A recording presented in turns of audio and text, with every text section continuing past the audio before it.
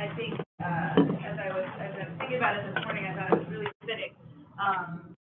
Well, we're coming here, because if we were at DATCAP, and I came to DATCAP as much as Secretary Romanski and fantastic host, it would have been like, oh, WEDC's here, but I think having it here really exemplifies the partnership that DATCAP endeavored to have around exports for many years, and now, with this new effort, it's bringing some structure around it and some real planning behind it. We've got a good partnership, and now we'll be able to really put metrics behind it and thoughtfulness behind it, and then move that forward. So, some of you may know that I also come from an ag. I worked for Organic Valley in western Wisconsin for 17 years. I was general counsel there. So coming into this role, I was really asking the question and excited about how economic development and our agricultural industry can continue to work together and to be really thoughtful about how we can find opportunities. Since my time here, we've had several opportunities to support different types of agricultural endeavors. The top one that's coming to mind is AgriPure and helping AgriPure expand in Little Chute for dairy processing, which has, the ripple effect of helping our supply chain and our farmers all over the state. So very excited to be here. I have a couple just pieces of how we've worked together in the past to kind of lay the groundwork there. WEDC and DATCAP worked together to deploy the funds from a federal grant that's called the STEP grant, which stands for State Trade Expansion Program. And it's about a $460,000 grant. We split it pretty evenly, and so we worked together on deploy those grants and how to use funds. We have worked for a number of years on the International Market Access Grant, which is a WEDC program that helps businesses to understand what their opportunities are in the international.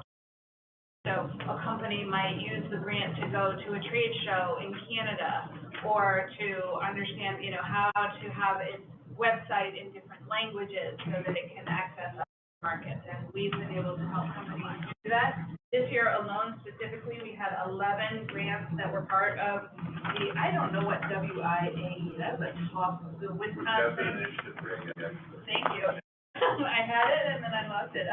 But help those specific companies, we had 11 grants specifically under that program, and then we had additional agricultural companies use our IMEG grant because saw such demand for that, so that's great, and we'll continue to work with those companies. We also work with a program that's called Export Tech.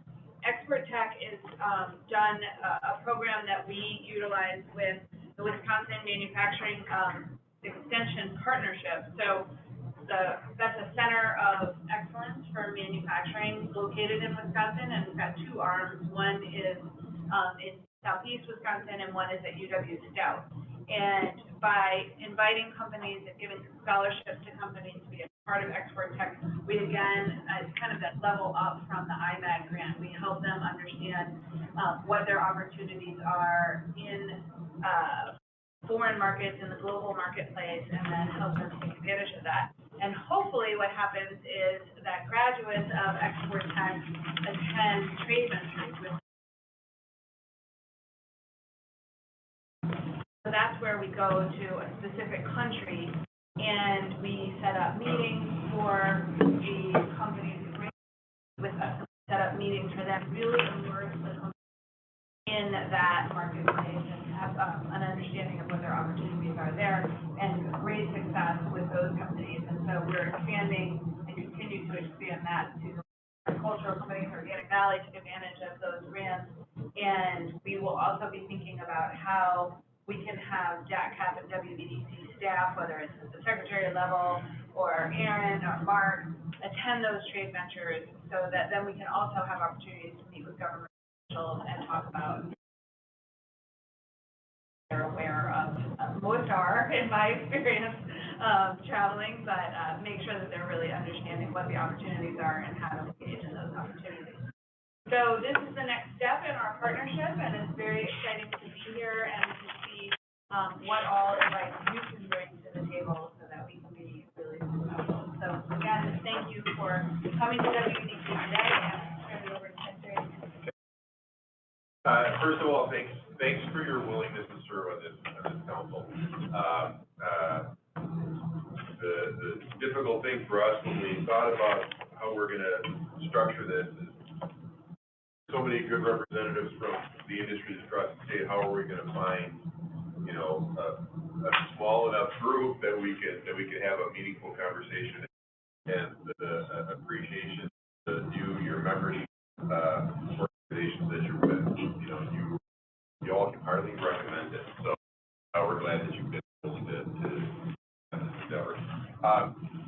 Agriculture is under $4.8 billion industry in the state of Wisconsin, and the important thing is even through all the trade disruptions we've seen, supply chain issues, the trade disruptions, international markets and exports are an important part of that ag economy. And there's more and more opportunity, I think, for Wisconsin products to find more of a foothold in the international. For many years, DACCAP and WEDC, and before WEDC, Department of Commerce, have been working on international trade missions, reverse buyers missions. There's been a collaboration over many years. And I went to China together back in 2009. Something like 2009, 2010, on a trade mission that was generated by then the Department of Commerce and DACCAP. Jackie, you'll be happy to know that ginseng was an important part of that as well. In fact, we had several visits with folks in China at that time about ginseng, dairy products. So this is a long-standing relationship and one that's been really good working between the two agencies. The thing that has been missing, I think, has been some additional resources, and we're really fortunate in this last budget period, the governor and legislature that we should be investing more money in the state's efforts to help market products, Wisconsin products internationally. And so the words come out of my mouth regularly. Sometimes it elicits a chuckle, but I always kind of make sure to tell people stop that. That's not the way it is. But I call that bipartisan support, and that's really a good example of what we're trying to do here. This is an effort that is good for Wisconsin.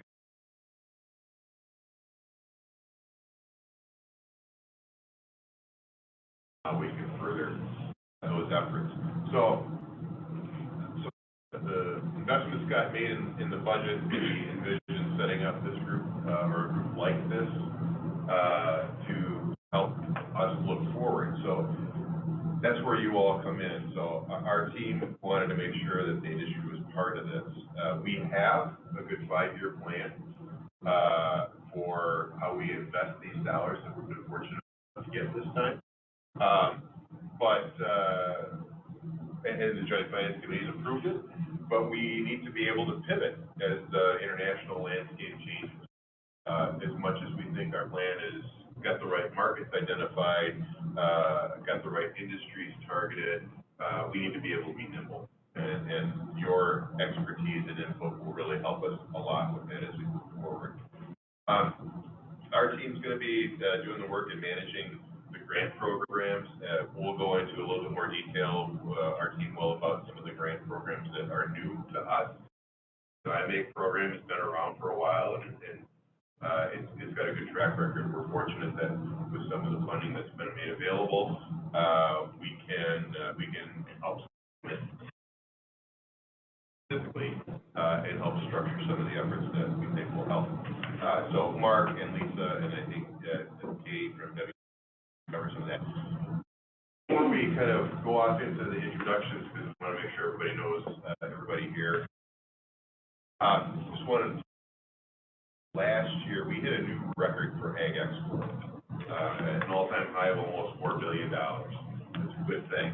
The previous high was $3.8 billion in 2014. So in that gap between 2014 and a little bit of a roller coaster with some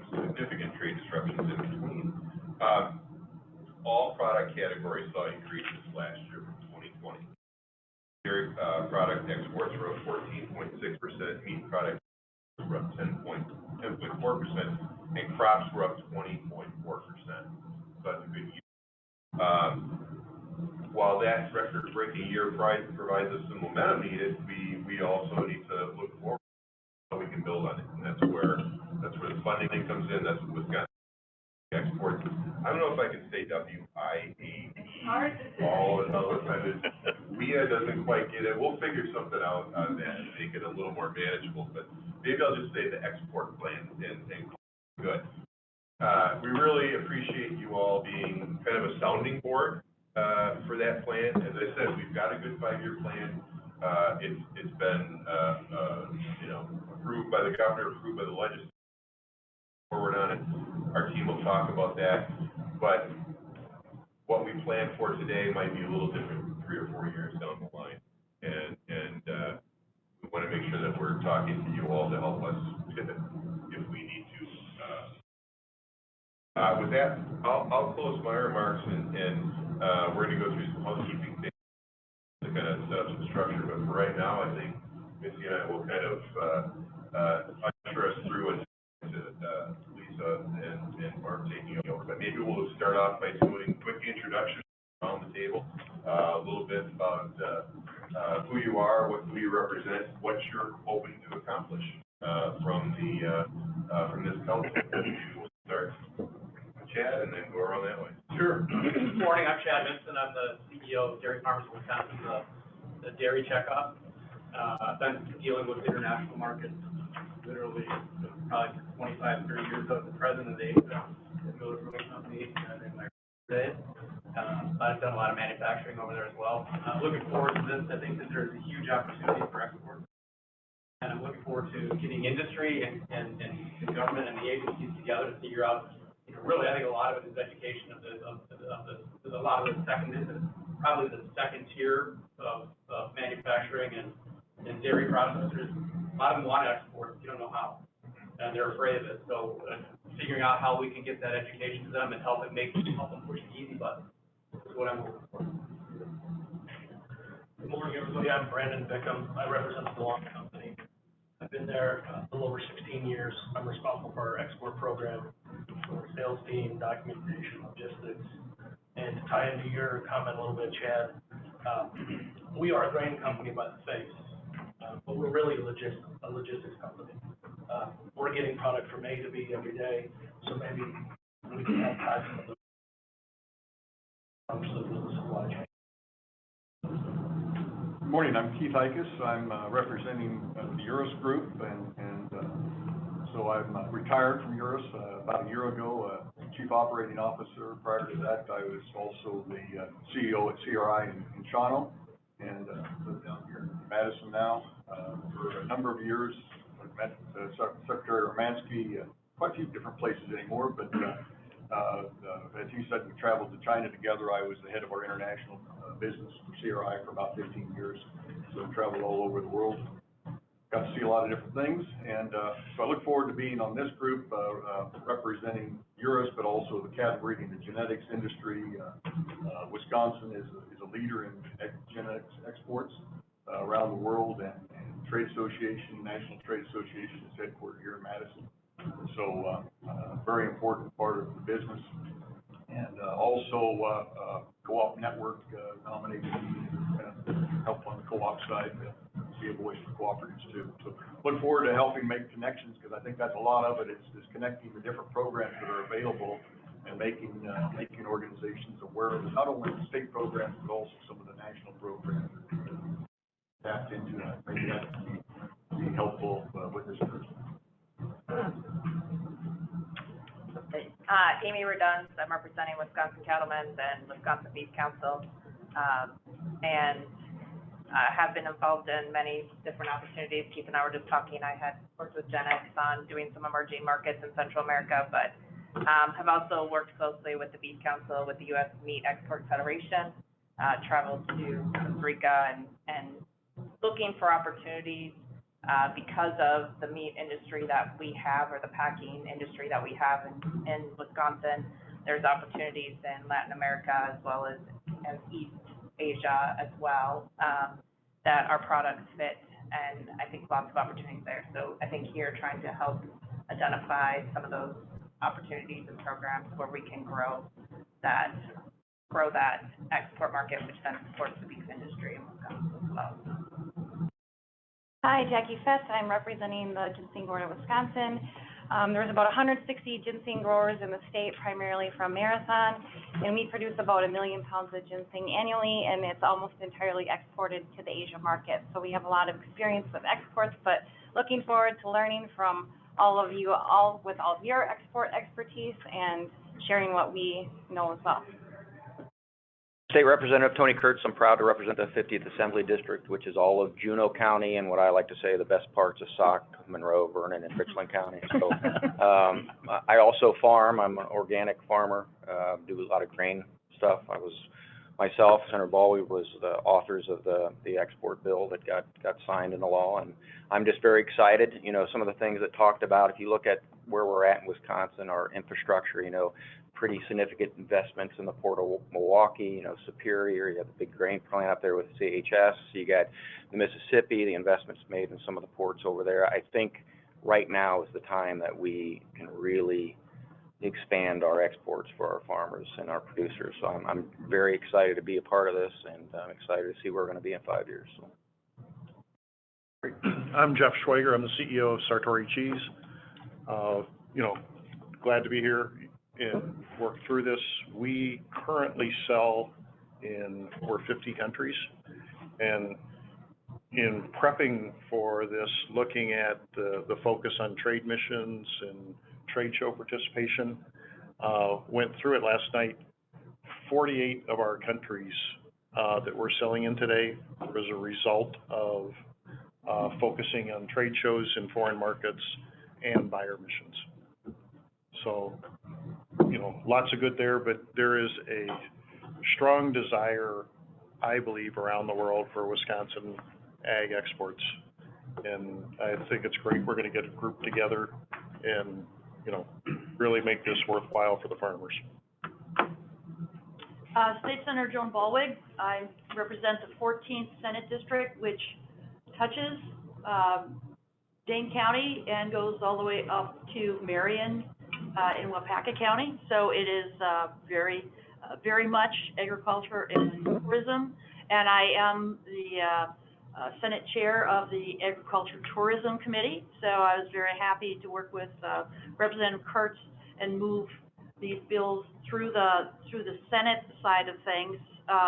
Representative Kurtz and I also serve on Joint Finance Committee, and we were responsible for many of the ag initiatives, including this, getting through the process and making sure that the money was there, and getting that through the Joint Finance process. I think Jeff was the host when we signed what we called the trailer bill, which provided some additional money, pot of money that was needed to be repurposed. That was in the DADCAP from a federal program that was no longer needed. So we were able to do that during the legislative process also. And I think people like Jeff and many of you that are in this industry are here, and I appreciate that you're here, because using your expertise, we need to spread the word that this is something that is manageable for people to get into in many levels of the economy and the ag industry. And I think one of the things that was our emphasis in doing this legislation was that we wanted to build a strong relationship between DADCAP and Wisconsin Economic Development Corporation, because you have separate areas of expertise, so melding that together. And there's so many people in this room, from Farm Bureau and cheesemakers and ginseng and cattlemen, and I'm sure I missed some folks, but dairy, of course, that we're very supportive of this process all the way through, testifying at our committees when the bills came up, and encouraging our legislative partners that this was a good thing, and I think you saw that by the overwhelming support, for these votes on the floor and in joint finance. So as Secretary Mansky mentioned, this is something that we all are working together on, very bipartisan, initiative, and it had very bipartisan support as we went through this process. So thank you all for being here and helping us continue this mission. All right, I'm Kevin Litz. I work with the international sales at Seneca Foods Corporation in Wisconsin. It's one of our largest occupations in the Northwest. We have a plant in Cumberland, in the Northeast, up in Joliet, Wisconsin. Very large farming operation in the Central Sands and Hancock. Then you have plants in the lower right with Ripon and Kleinman and Oakfield and Cambria. In fact, 2 plants in Cambria, Wisconsin. I think there's 300 people in the town, and we have the 2 factories there. Then you come down here and we have Janesville, Wisconsin, a canning making operation in Baraboo. And, international exports have been pretty good. I've been doing it for 25 years, starting with Friday Canning Corporation that was up in Richmond, Wisconsin, was where I started. Really have enjoyed doing the exports, working with the Department of Ag and helping get to those trade shows. For myself, what I'm looking to get out of it, being up in the Northwest, where you have the influence of Minnesota, this is really nice to get plugged in to Wisconsin and just be plugged in. Yesterday, I hosted a customer from Lebanon, first visit to our Janesville facility in 2 years. So it's good to be back promoting Wisconsin exports. My name is Ryan Wooker with MCT Dairies. I'm located in Green Bay, Wisconsin. MCT is, we have a plant in Hemphill, Wisconsin. It's dry aged cheeses, we age our cheese there. We also have a retail line. Primarily my division that I started about 7 years ago was international sales and trading. So hopefully what I bring to the team is we trade internationally dairy products. We have about 45 different countries. We traded products, fats, powders, proteins, cheese. What MCT Dairies is, we have an office in Green Bay that has a team of documentation. We've kind of built that. Hopefully that gives us a good experience that we can share with others, like Sartori. Obviously, over the years, you have to travel, you have to visit these customers. The big thing, in the U.S., I always said, you can get an email inquiry, you can start doing business in a few weeks, Internationally, it's probably 3 to 4 years. You're shaking hands, you're meeting people. They're taking you out to dinner because they want to show you their culture. So it's just a different way of doing business, and that's how business happens internationally. For the last 7 years, we've been traveling. I guess I haven't been traveling, but Lisa's seen me at most of the food shows around the world promoting products, and I think I've talked to Chad a few times. Our biggest thing was how do we promote Wisconsin? There's been some challenges there with laws and things that have been in the books since early 1900s of how we can put money into these things. But I see, like I mentioned, I go to the shows, I'm like, okay, California dairy, and there's 20 booths right there with California, and there's, all you see is the yellow and black, and in Asia, that's what people recognize. Oh, California dairy is what we're looking for. So hopefully I bring some experience, and my team does, growing our business, and we know how to export products from. My name is Craig Bruce. I'm CEO of Bruce Industries. We're headquartered in Chilton, Wisconsin, with operations in Wisconsin. We're in the agri-sphere, and we supply the food and the beverage industries. We are largely domestic, but do some international sales as well. By way of background, I'm an international trade attorney, work in private practice in U.S. Customs.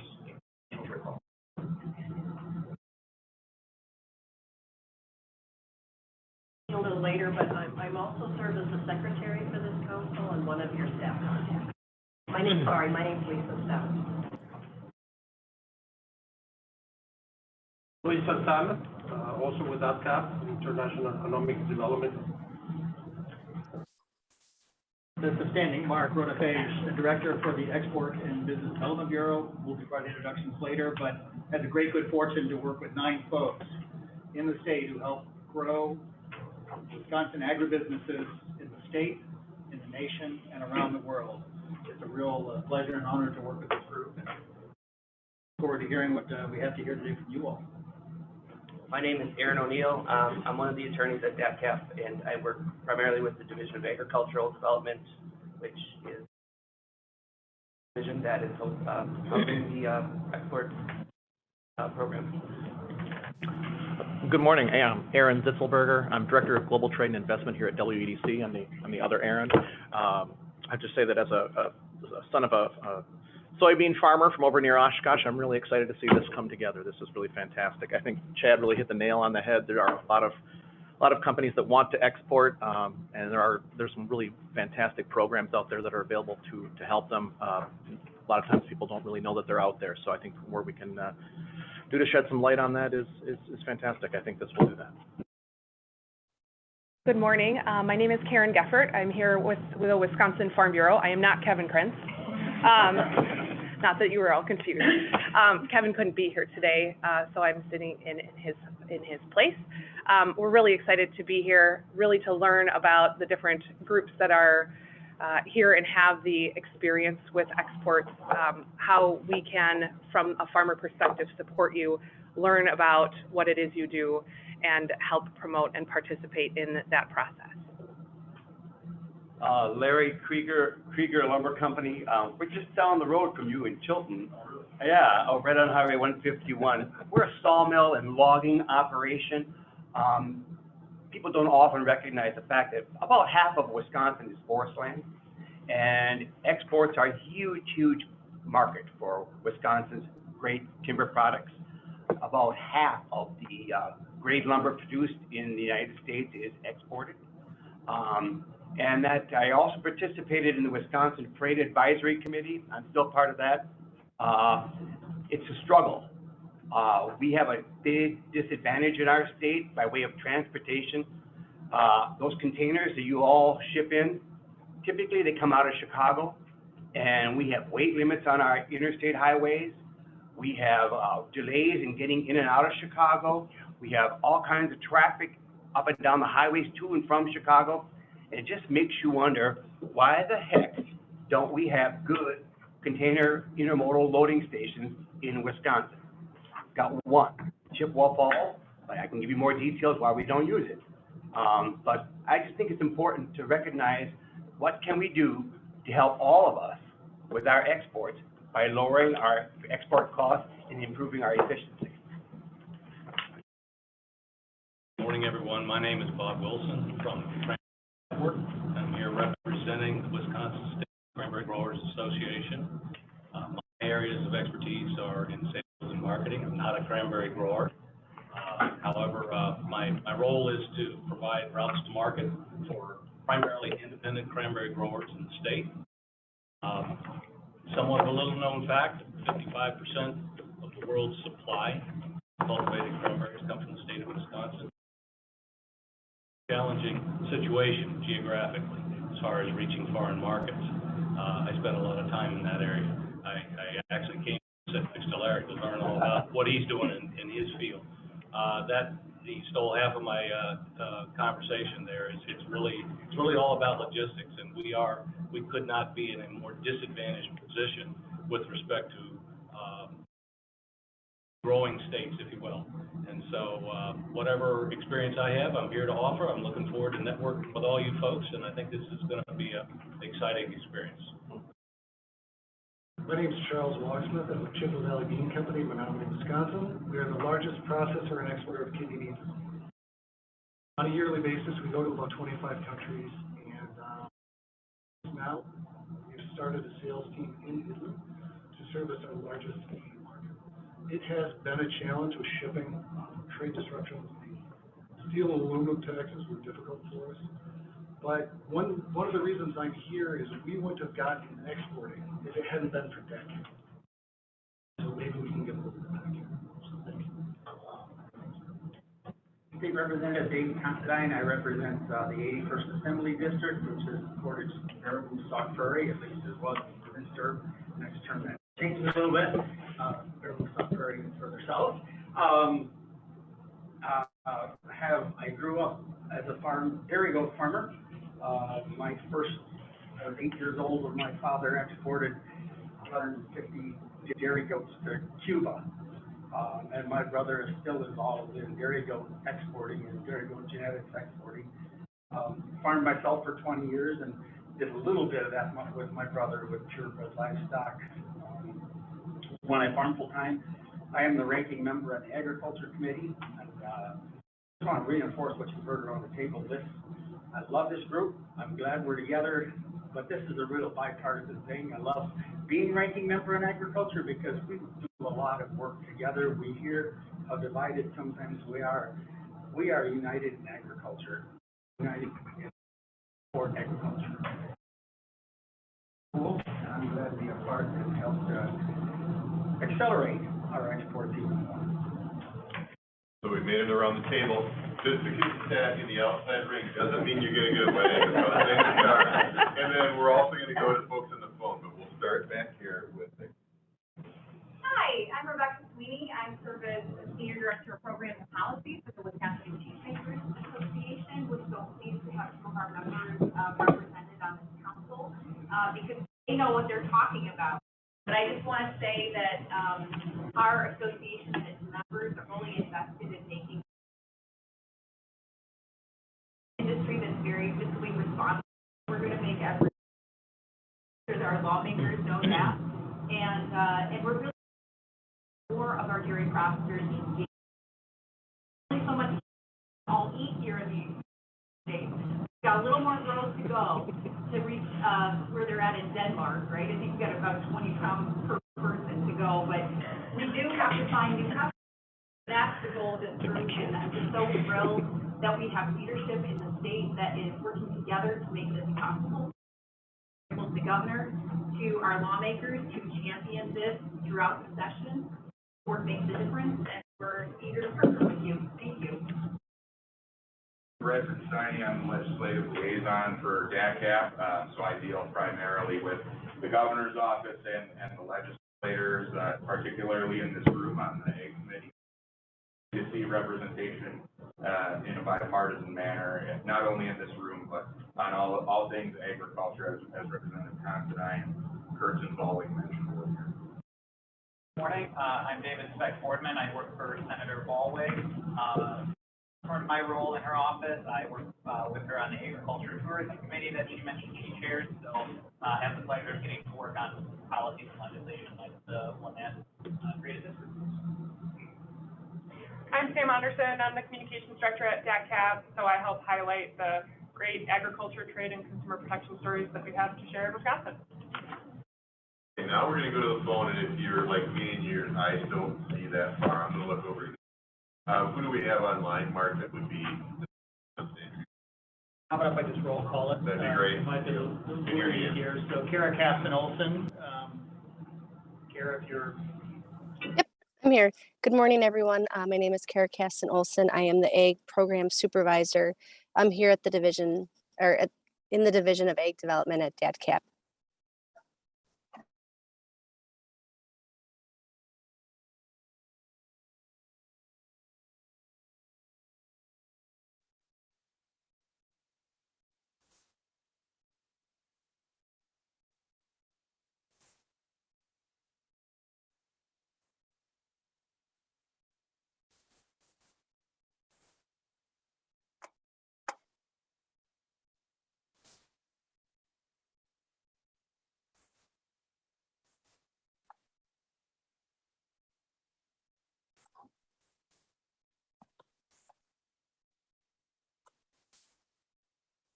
Audio.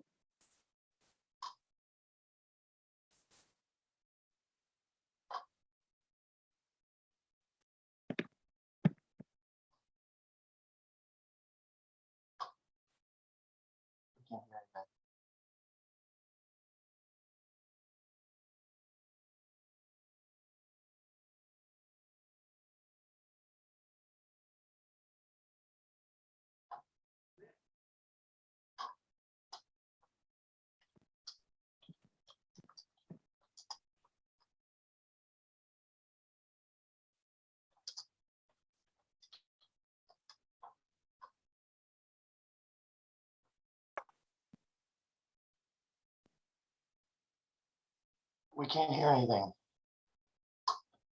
Lisa, or whoever's running, I don't think we can hear anything. This is Krista. I'm trying messaging the people in the room, so we'll see if we can get our audio back. Okay. Thank you. Thank you. We can't hear you.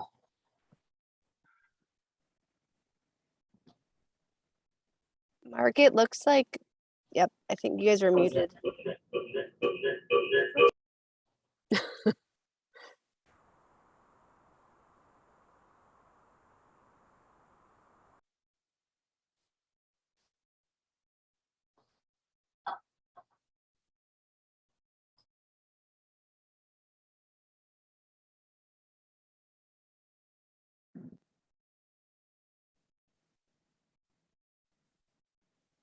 So it's fair to say the people on the phone can't hear what's happening in the room. We have a pretty big tech problem here. I think that's right. I think Mark needs to unmute the DADCAP Wisconsin export line and then mute his other, because he signed it in another spot.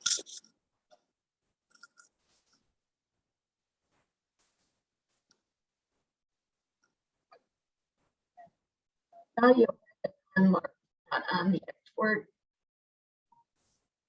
For one, that wasn't the one that was on before it was on Mark.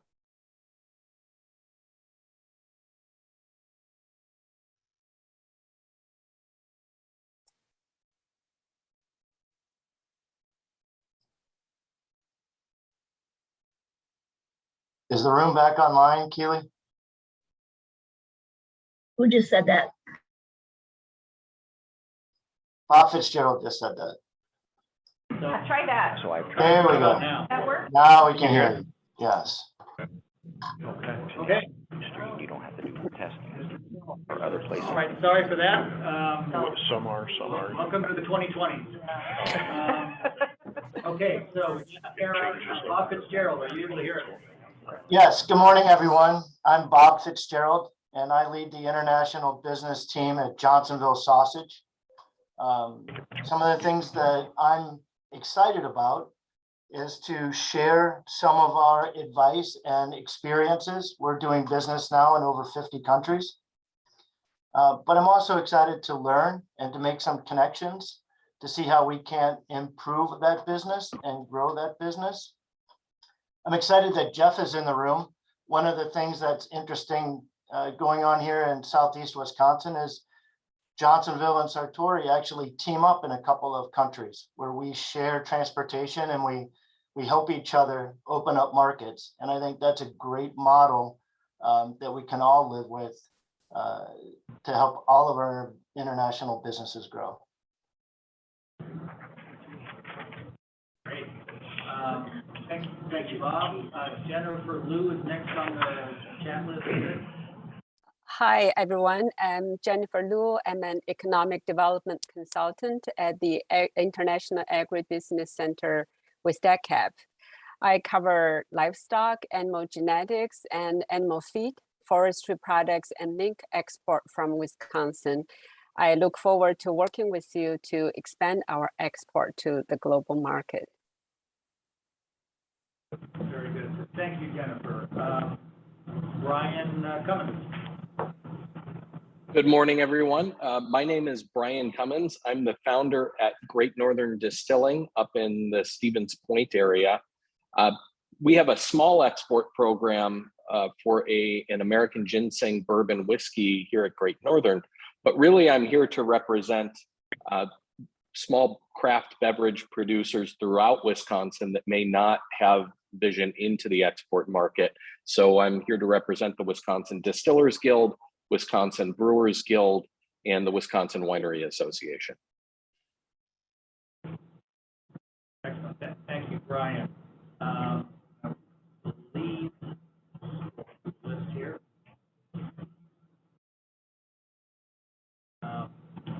With us also online, we have some of the screens open, so they're joining, but they're also in the room too, as I've done. But Sharon Hennis from our group is online, I believe. And Krista Knigge. So Krista, would you introduce, and then we'll go to Sharon. Good morning, everyone. My name is Krista Knigge. I'm the administrator in the Division of Agricultural Development at DATCAP. My background, I grew up on a dairy farm here in Wisconsin, and I also have worked in the agricultural equipment industry, working for Case IH and John Deere in international communications and marketing roles. Great to be here. I've been with the department for several years and really enjoy the work of the team, the expertise from our international team, and the collaborations that we have with WEDC, I think are going to be really important and valuable as we work with Wisconsin companies and businesses and farmers to grow Wisconsin exports. Thank you for everybody for being here today. Thanks. And Sharon. Morning, my name is Sharon Hennis, and I'm the Program Policy Analyst with the Division of Agricultural Development. And looking very excited about this project and looking forward to working with you all. Thanks, Sharon. And Keely Mull. Morning, everybody. I'm Keely Mull. I'm the Policy Initiative Advisor in the Secretary's Office and happy to be listening in this morning. Keely, that's the list. Okay, so that gets us through the introductions to the members. We were already was coming from the interest areas. Now we'll turn it over to our team to do a quick organization of Wisconsin. Thanks, Randy, very much. Before I get into that, maybe some housekeeping. We are recording this meeting today. You know that we have refreshments in the back of the room. Feel free at any time during the meeting to get up and coffee, grab another water, and the restrooms are through those doors to the left, right in the hallway, just so you know where they are, because we're going to be just going right straight through. There will be no organized breaks. We're very glad you accepted the invitation to join the council.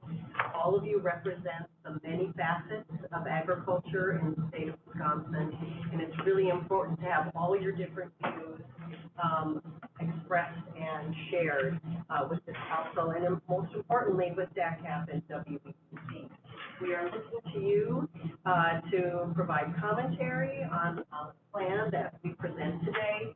We're looking for you also to come to us with, as you see opportunities, as you travel around and are doing your business with your specific industry and company, and bring those opportunities to us so that we can capitalize on those and how we can help you to grow your exports. And some of you represent organizations, so spreading the word, or associations, spreading the word to your membership.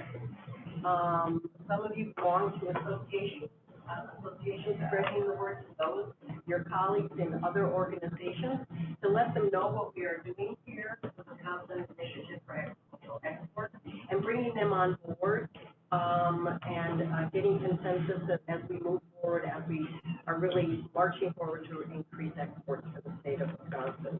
So, and we want, as you listen to the plan today, keep in mind of what you could be doing with us. We want you to participate with us in our activities, and so we want you to join in. And we created this binder, a lot of information on that. We have our latest newsletter that went out a week ago, which lists all of our upcoming activities in the near future.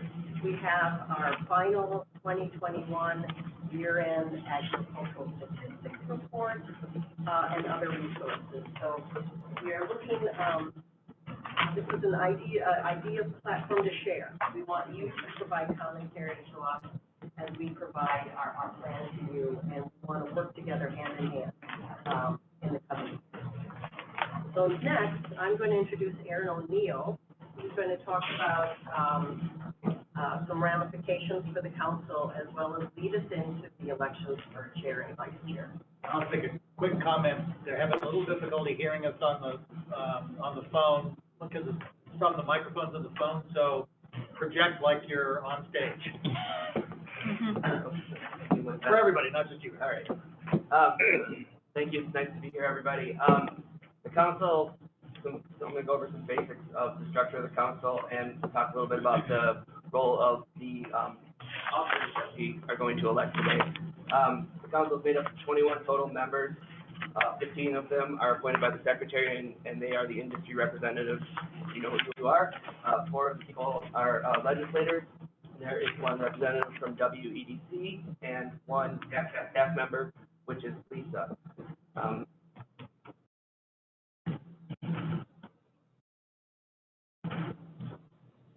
right, and there are 3 officers on the council. We have a chair, a vice chair, and a secretary. The chair is responsible for leading the council, running meetings, and working with DATCAP staff to prepare the meeting agendas and the public meetings notices that we are required to post for the meeting.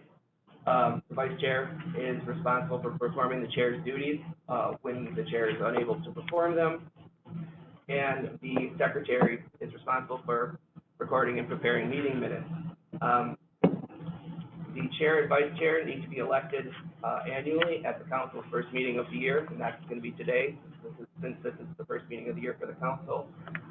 And the secretary, Lisa, is by law required to be a DATCAP employee, and so that's why Lisa is serving in that role. I'm just really briefly going to go over a couple of legal obligations that you have and the council has as a governmental body. There are handouts in your binder that more fully explain laws and have some pointers and some suggestions for how to comply with them. First thing I'm going to cover really briefly is the open meetings law. This council is a governmental body, so it is subject to Wisconsin's open meetings law. And what that means is that notice of the council's meeting, which you have to include the agenda, need to be posted in advance of the meeting, and the meetings need to be open to the public. Giving that notice is the responsibility of the council chair, but in practice, the DATCAP staff will help the chair not only set the agenda, but take care of ensuring that the proper notice is given. You as a council member, it's important for you to be aware of actions that you might take outside of a properly noticed meeting that might inadvertently violate the open meetings law. The handout has a couple of examples of when that might happen. I'll just give you one here. If you engage in an email conversation with enough members of the council that discusses the business of the council, that could result in a inadvertent violation of the open meetings law. Like I said, there are a couple other examples in the handout. Take a look at them and familiarize yourself with them so you can be aware of actions you might take that seem innocent but might actually wind up violating the law. The next law that I want to cover is the public records law. The public records law in Wisconsin applies to this council because it is a governmental body. The public records law, I'm sure many of you know, gives the public the right to access records that relate to government business. And this includes the business of advisory councils like this one.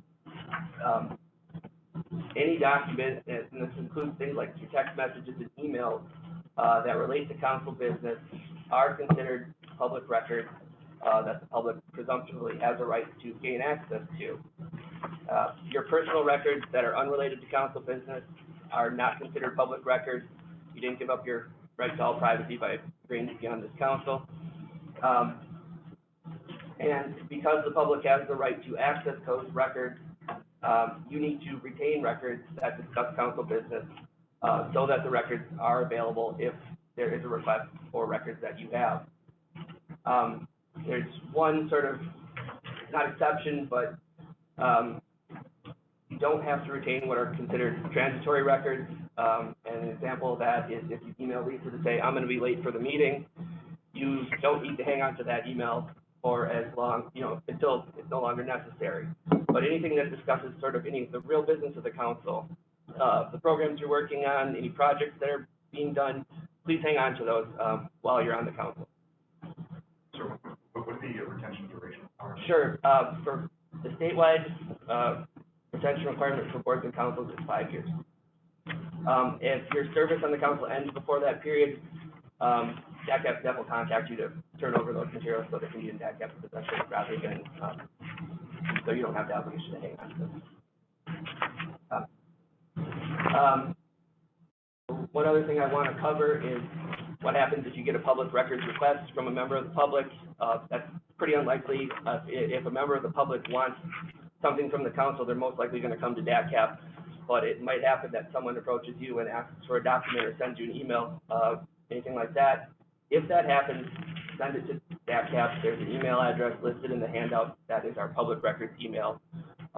Send it to DATCAP. Make sure you CC Lisa on the email so we all know about it. And DATCAP will take care of responding to the request.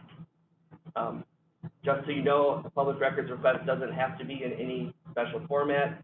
It doesn't have to be in writing. If someone walks up to you and says, "Can I have that?" That's a public records request. So, if you have any questions about that, get in touch with us and we'll help you sort through that. And finally, I'll just mention the handout also contains some suggestions for making sure you comply with the law and how to manage your records that you need to maintain as members of council. You mentioned the folks on the phone. Oh. Council that will be sending those materials that we're talking about here. Yeah, Mark wanted me to mention that for folks on the phone, there's a binder containing materials that are relevant to your responsibilities on the council that include the handouts that I've been discussing about those legal requirements, and they will be sent to you. And finally, the state ethics code. DATCAP expects you as a member of the council to comply with the state ethics requirements. And just the ethics code has a lot of provisions, and they're summarized in the handout. But the main purpose of the ethics code is to make sure that people avoid conflicts between their personal interests and their public responsibilities, your public responsibilities on this council. Just a few sort of broad strokes. Don't accept anything of value that could be expected to influence your duties on the council. Don't take actions on the council that would substantially benefit you personally. And don't disclose or use any confidential information that you might learn while you're serving on the council to obtain anything of value for you or someone else. Like I said, there's much more detail about those legal topics in the handouts. And if you ever run into a situation where you have a question about something like that, or you're worried that you might have done something improper, or you have any questions about an action you want to take, please get in touch with us at DATCAP. Email Lisa. My email address is in the handout. We can work with you to try to answer your questions and make sure you're complying with the law. Aaron, Yep. comment as we're getting into the election. Yep. Chair and Vice Chair. Chrissy and I are conveners. We're non-voting members. Correct. Are there other parameters that you want to make sure everybody has? Yes, sorry. The voting members of the council are the 15 industry representatives, and Lisa's also a voting member, as that's required by law. The legislative representative and Missy, is Missy the WEDC representative? Yeah. Or It's Katie right now. Katie? Katie. Those are non-voting members, so don't vote in the election. But everyone else is entitled to vote. Like I said, we're going to be electing a chair and a vice chair. I will do the election today, but I think it will work best if the chair and vice chair assume their duties just after the meeting, in anticipation of the next meeting. There's not anything that really needs to be run today. This is mostly an informational session for you all. So DATCAP staff will handle all the duties until the end of this meeting, and then whoever's elected chair and vice chair will then take over.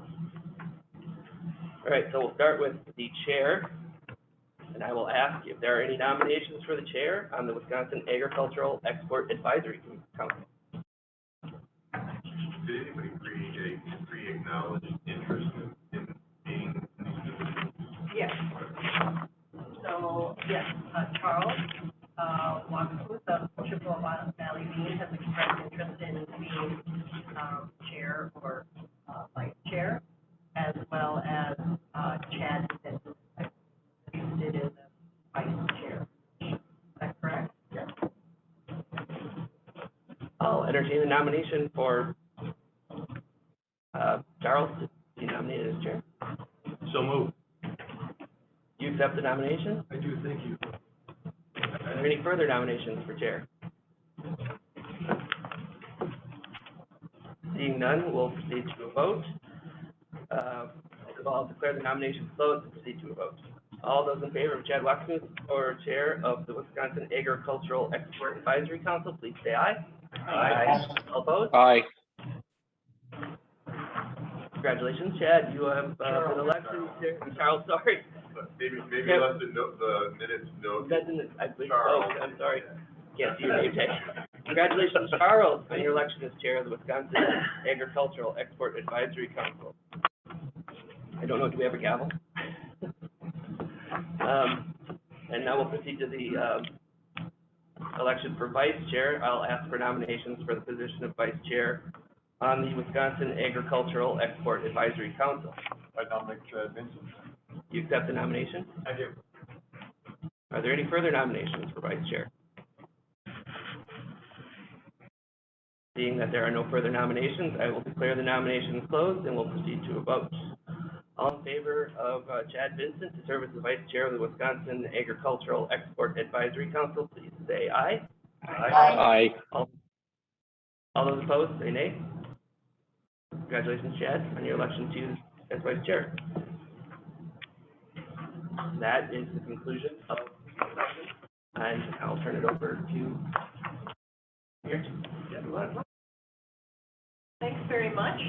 Congratulations, Charles and Chad. At the next meeting, we'll be calling on you to do the next part. Is there anyone that wants to make a public comment at this point?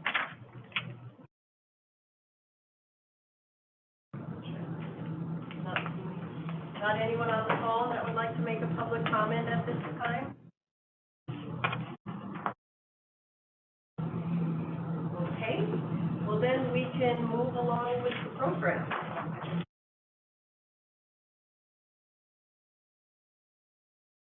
I can start this, but I'm gonna turn it over to our very capable team at, the Wisconsin Initiative, the Wisconsin, IABC, International Agribusiness Center. There's way too many acronyms.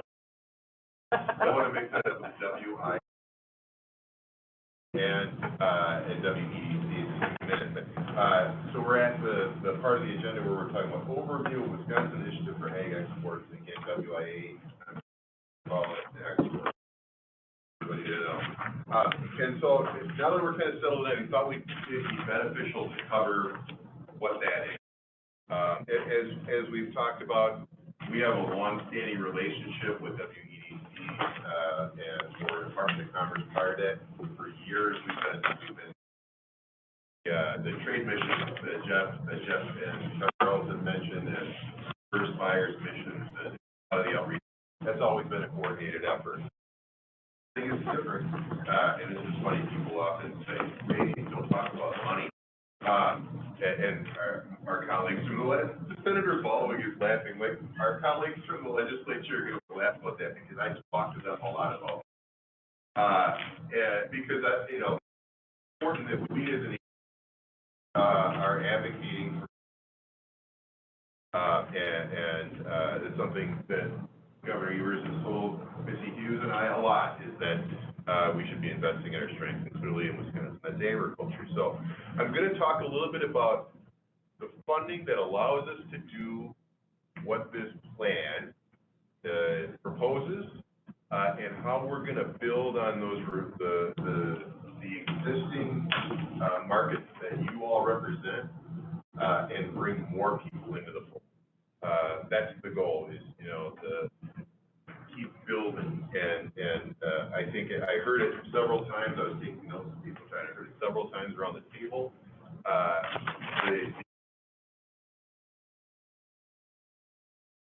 Heard that word come out so many of your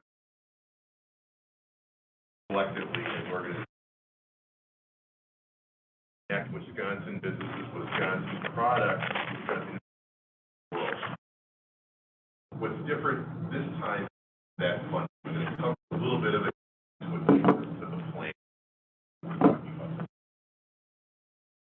Governor Evers proposed ag export funding in his budget.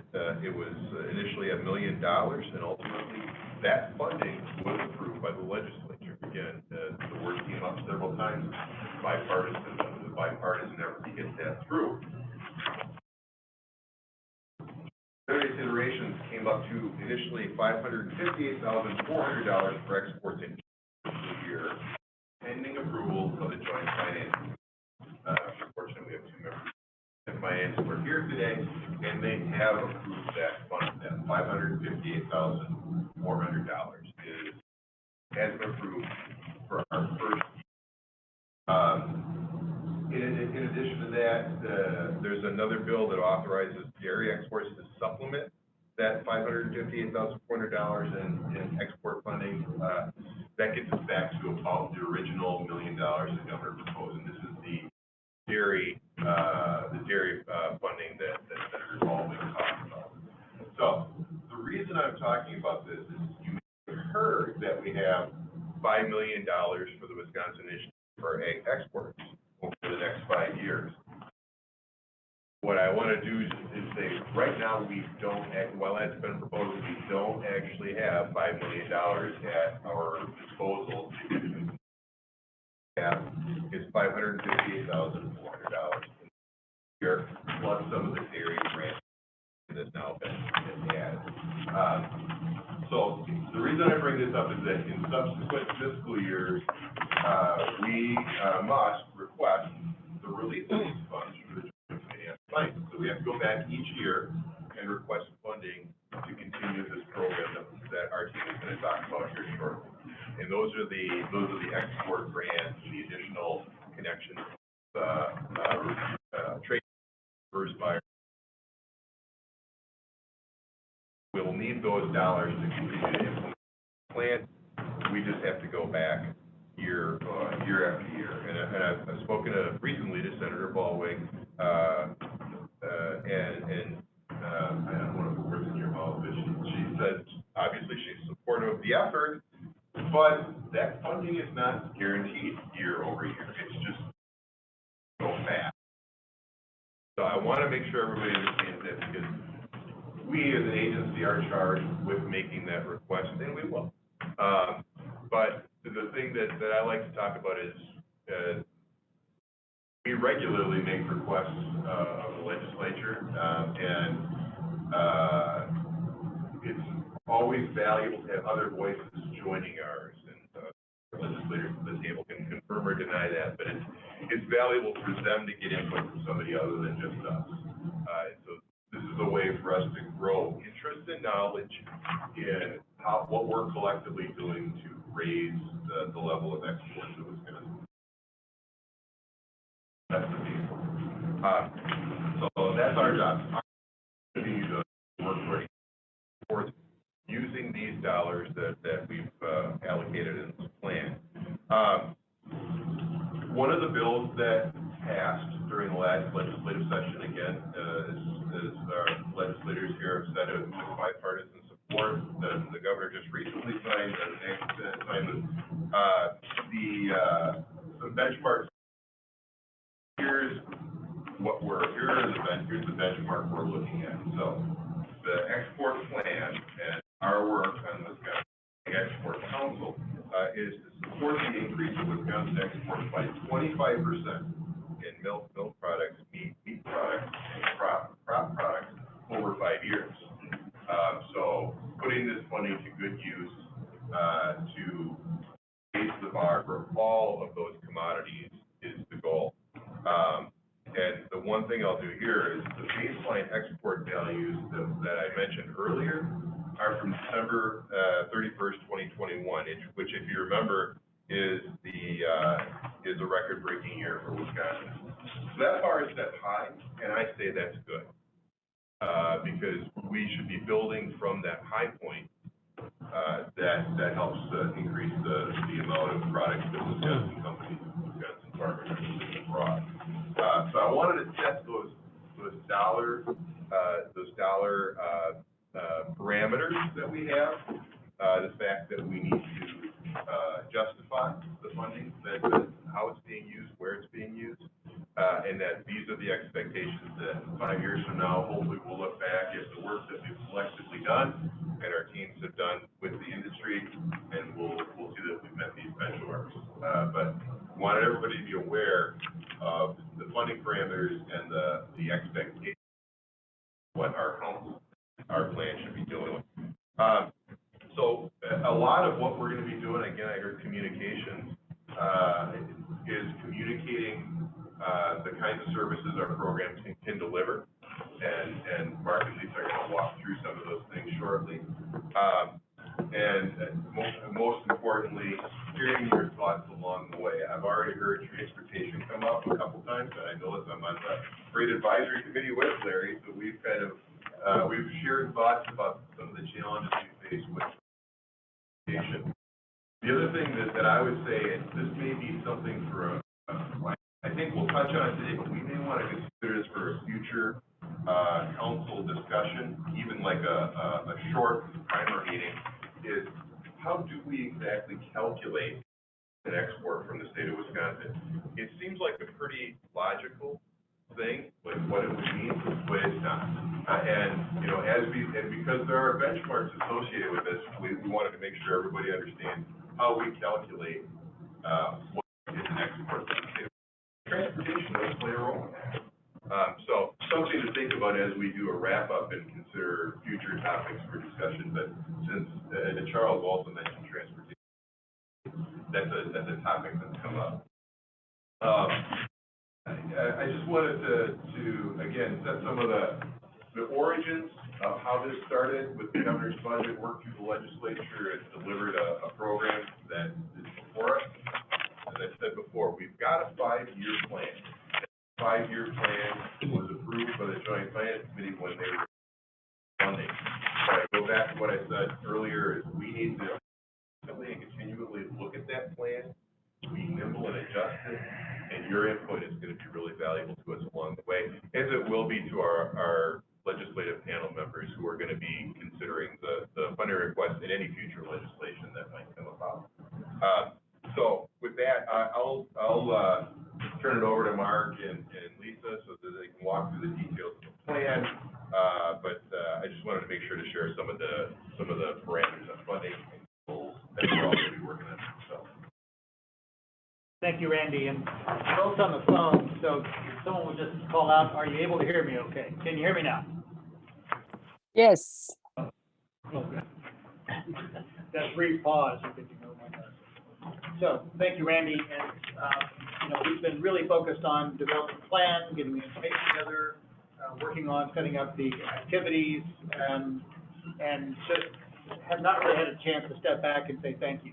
Thank you to the industry partners, thank you to the legislature, thank you to the governor, everybody who helped to make this thing move forward, because this funding, in addition to the federal funding we've worked with, will be able to help us move companies export further faster.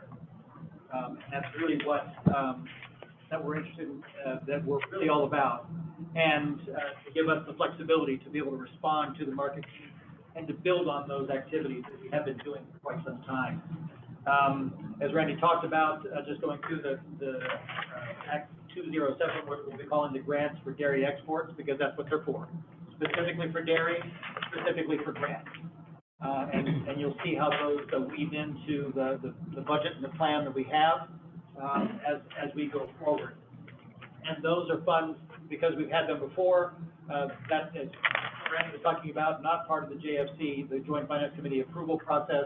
Those funds are available, but we want to coordinate those with the other work that we are doing on this year for year.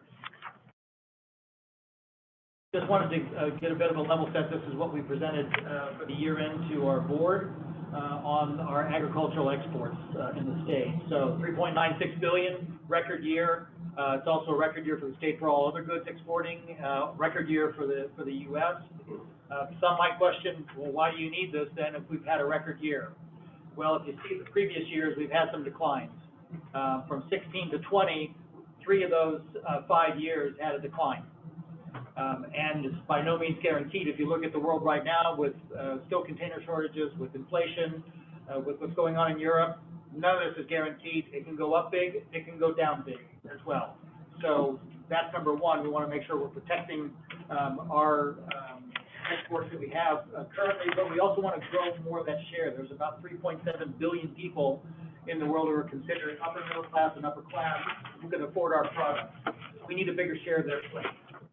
And in order to do that, we need these efforts to reach out, as you heard from the company here.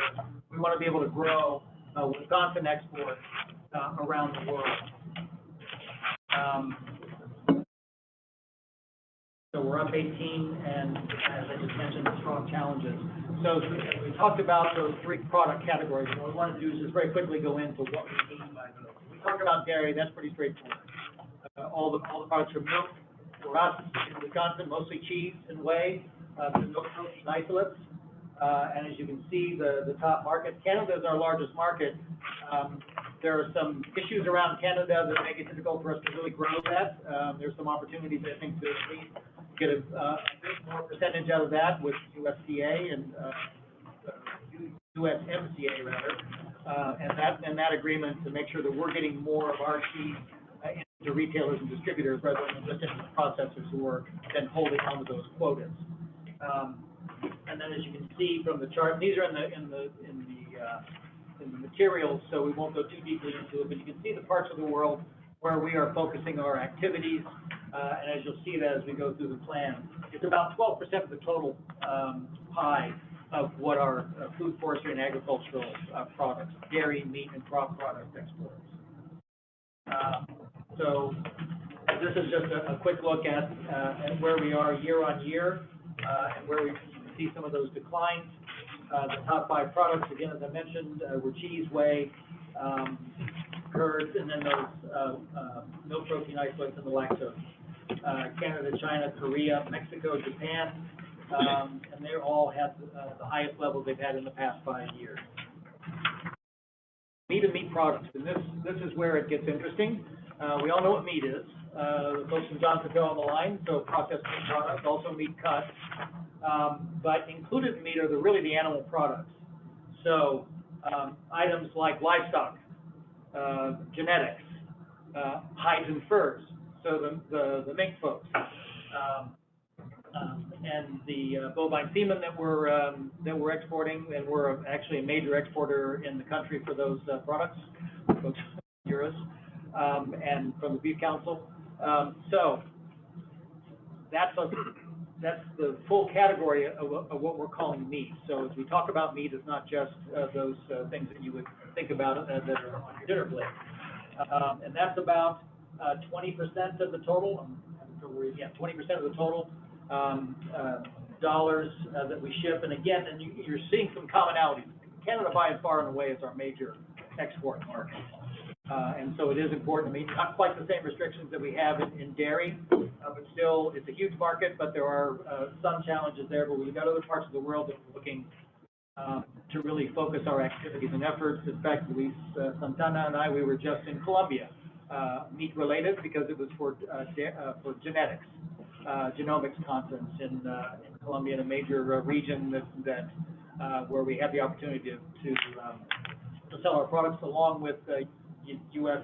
livestock genetics export group and the funding that they have available on the federal side.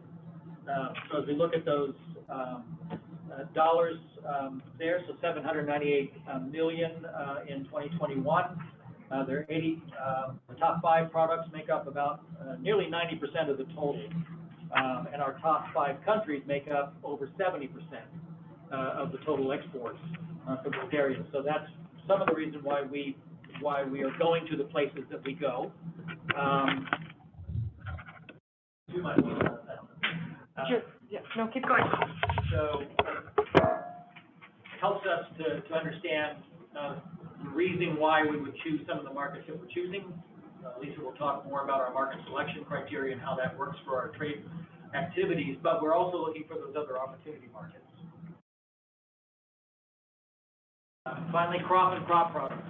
This is the broadest category. So in addition to the obvious things that are corn and soybeans and some of those grains, for small folks and what you would be exporting, but it would also be ginseng, it's a crop product. And then those products that are prepared from crops, so the cranberries as well, obviously crop product. But it's lumber and timber, so what Larry is working with. So, and it's actually our largest category. It's about 68% of the total. next slide here. And the top 5 products, this is where it's more diverse. About 55% of the total are in these areas. That would include these products as you see, as well as the food preparation. So products prepared from these crop products are also part of that export dollar. And important, Seneca Foods, the packaged corn that we're shipping and packaged vegetables that we're shipping around the world. And we're leaders in a number of these areas, as you'll see on the charts, on those individual product category pages. So wanted to set the level in terms of where we are right now and the areas that we're working. We're diverse, and that's our strength in the state, actually, is this diversity of products. Cheese is important, meat is important, the crop products are important. And Brian Cummins from representing the distillers in the state. Well, it's a crop product, so all those craft brews, all those craft distilled products, those are also important for us to sell on product opportunities. We want to make sure that we're providing that benefit to the breadth of the food, forestry, and agricultural products, dairy, meat, and crop products that we're selling around the world. So, we'll talk a bit about the plan, the 5-year plan, which we submitted to the legislature on the 31st of December. I'll have a chance to look at what is included here. We've had a few updates, as we mentioned. The world changes a bit when we pulled that plan together in October and November of last year. We started off with the breakdown of 248,400 that goes into the trade promotion activity. Lisa will talk about what those are and what they mean, but the trade shows, outbound trade missions, and inbound missions. One other category, which is social media campaigns, not included on this first year because the funding that we had available for us didn't really allow for that. We wanted to focus the funds on those activities to get a larger amount from focusing in those activities and taking companies directly to markets. The International Market Access Grant, Aaron will talk about that shortly, but that's a grant program directly to companies. Excellent program, been in the state for several years, so it really is, and all the folks who've worked with it come back regularly and say this is a strong and beneficial program for how to help them grow their exports. $110,000 for that, and in the plan that goes out for the first 2 years, and then as the dollar amounts ramp up as we make those requests, then that'll increase some. And then the export expansion grants. This is something new for the state. These are to the nonprofit organizations that benefit agribusiness exports. So there's a broad range. Some of the groups will be represented here, but for groups, for example, like the Wisconsin Potato and Vegetable Growers Association, and several others, again, benefiting those major areas, dairy, meat, and crop. So $200,000 was expected in that, and then the company's impact would be at least the minimum number of companies that would derive direct benefit from those activities, but we expect that many more would do, because oftentimes these organizations have many more than 5 or 10 exporters within their ranks, within their membership. So that was the original plan. Welcome to the 2020s. So COVID, shutdowns in markets, timing on when shows are available. So the amount right now going to trade promotion activities is almost $193,000. $90,000 in international market access grants, but as you notice, that is going to just meat crop product grants in this segment because we've broken this down by the funding source. So as you remember, the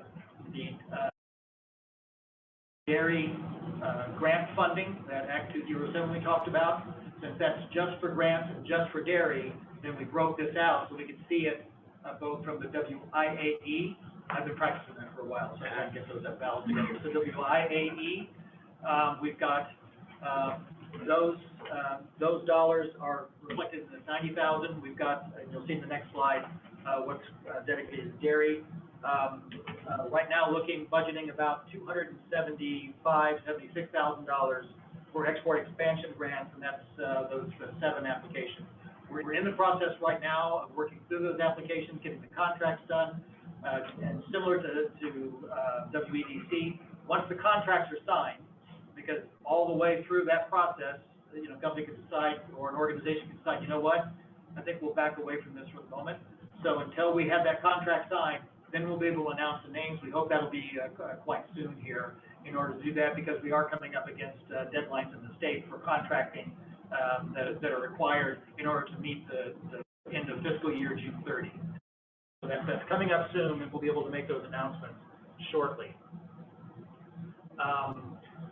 So this is the other part of the International Market Access Grant. So we've got our $110,000 covered. These are the two dairy companies that have submitted applications for this, that have gone through the process. And then the 5 applications and about $239,000, a little over, for the export expansion grant projects to the dairy applicants. A number of projects, we release that information. I think you'll be surprised and pleased at what folks have come up with, because what we're looking to do is get innovative projects to work through those organizations to be able to multiply that effort through the organizations to the company. So it's not just us trying to do all of that. We're bringing a number of folks in order to be able to execute on those projects. And it will derive great benefit early on. Yes. Before you leave that slide, oh, too late. Sorry? Before you leave that slide, earlier I was saying, remember we have to go back each year, because right now, the amount of funding that we received was $580,000. The dairy funding, as I mentioned, was done separately. This is money that we do have. So the reason I'm looking at the bottom, it says remaining for future fiscal years. The dairy funding is available to us. It does carry it over. That gives us a little more flexibility and mobility, I believe. I just wanted to mention that, because anybody who's looking at the bottom saying, hey, spending all your money, it's because that money is available to us, that's been approved, and we can hold it. Absolutely. Thank you for because we're so used to seeing this, like, oh yeah, okay, that's the number. And Senator Baldwin had mentioned the trailer bill, so that was the sort of the working title given to what this dairy grant funding is on that. So and actually went public about 10 years ago. I was with WEDC for about 7 years, and when I first joined, I thought this should be pretty easy. There's money available for companies, so we must have a line, going down the block here, and we'll commit those funds within the first, 10 minutes of the fiscal year. We have to promote these programs. We have to recruit companies into them. It's not as easy as it sounds. Oh, there's money to show up, and folks have to do thoughtful projects. They have to go through underwriting. There are a number of steps to put that through. So we actually had quite a hard push to get a number of companies in for the export expansion grants, the International Market Access grants, which we did. And as well, the organizations really stepped up as we went through that process, and we expect to do other rounds of that when we have the funding available for us to do that, and as soon as we can. So I would just jump in to say, again, your assistance in talking to your members, for those of you that are organizations, about the opportunities around this would really help us directly connect with those businesses to get the word. Absolutely. We cannot talk about these enough. I never shut up about the funding that's available for companies, and to help talk people through that, because it really is, it's the best way that we can take our good tax dollars and put them to good use to grow Wisconsin's economy. So maybe as a follow-up, we can share with the council, and looking at Aaron, we can share with the council our, we have brochures, we have things like that, so that you have. And Aaron will be talking about some of these programs. Just a quick recap.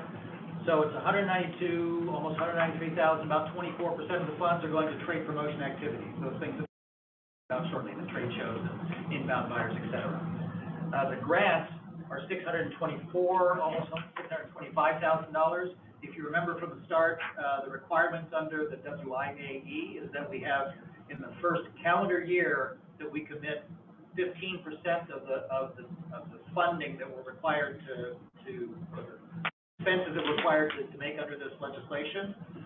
15% needs to go to grants, the company. And so we're nearly there at 624,000, 625 nearly. If we use 5 million as the benchmark, that's $750,000 to commit to grants. And we are confident we'll be able to do that. Once we have the funding available, we will be able to commit those funds. The team has proven that we're able to recruit for those. And I think as we gain awareness on this, we will get more folks into these programs. And the estimated number of companies impacted, that's between the folks who signed up for the grants, the actual companies, the 20 companies for the IMAG grants, and then the companies that we would estimate that would benefit from this from the organization. And then the trade promotion activities that we're And again, back to what Missy said is, so that's 158 right now. Our goal is to continue to grow that network, build that out even further for the companies. Absolutely. And this is focused on the WIAE funding. We're also doing projects. This is a both-and approach. So we've had federal funding for the last, since 1966, we've worked with to do these events and these activities. We will continue to leverage those because we want to build on that, not replace it. And so there are company impacts that will come from that, but we wanted to focus this information on. And now I turn it over to Lisa to talk about market selection and our trade promotion activities. So Randy mentioned this earlier about how we track our exports, and we do quarterly export reports and also final-year export reports. Our export data comes from the U.S. Census Bureau. And we pull that out through Wiser Trade, and thanks to WEDC, we share a membership and a subscription to Wiser Trade. So both WEDC staff and DATCAP staff use that same data to pull our export statistics from, so that we can all be consistent. It is done by volume, by dollar amount, and that's really how we look at our export data often, not just quarterly and not just yearly, but often on where is the product going from the United States? Where is it going from? Is that product sent from Wisconsin to a specific country, or where is it going to? And then can we actually grow that export based on looking at the data? So we look at our U.S. exports where products are going based on our DATCAP report. We look at our Wisconsin exports based on our DATCAP report and see where products are going. We also monitor and look at what a country imports. So if we're thinking maybe a country might be an option for us, we can look at their imports and where they're importing that particular product from. Do we make that product, and can we get it into that country? So we look at the data in several different ways. We also want to make sure that our product can be exported. Great potential for dairy products in India. We just export a product there because there isn't any protocol and specific paperwork agreed to between the U.S. government and the Indian government to accept a U.S. dairy product. We are waiting. We see little openings in the market potentially, but nothing is really set. So is there a committee on the U.S. side and on a foreign country side, and they have to come together to decide on the protocols for export product. All of you in industry that export, you understand that process. So we look at lots of different data to figure out where we're going to, besides our top 5 countries, where else we want to introduce our Wisconsin products. The U.S. Department of Agriculture reports on a yearly basis from their 80 posts around the world. We look at those reports and study those. The U.S. Department of Commerce writes market reports as well, and we access those to see what the potential is for food and agriculture. And so there's a great collaboration between WEDC and us. As they're focusing on the country, we want to help them with their trade venture to that country and help promote. So we're all looking at this data together. And that's how we are trying to introduce new country markets to our standard top 5 or top 10.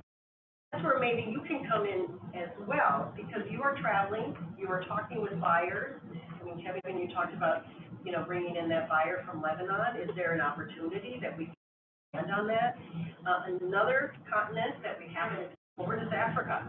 And our federal cooperators that we are members of and we work with, And our USDA counterparts in those posts, they really want to bring in U.S. products, U.S. animal feed, et cetera, to countries in Africa. It's been kind of difficult up until this point, but they're making inroads. They might want to put an in-market rep in East Africa. So we're all looking at ways of expanding that market, the market potential for our country. And both WEDC and DATCAP monitor these situations. WEDC has in-market country representatives that you as companies can access as well to get some intel, and we use their intel as well to influence and to inform us on where we can go and market share. I just want to briefly introduce our staff. These are our Mark Rodehesh, our Bureau Director, Jennifer Liu covering animal feed, ginseng, wood, and lumber. She's on the line today, and Luis handling animal feed and livestock genetics. We divide geographically. Jennifer mainly handles Asia, Luis Latin America. I've been covering and helping food companies and food ingredient companies to export over the past 20 years. And I cover Asia, the Middle East, and Canada. We are hiring a fourth consultant.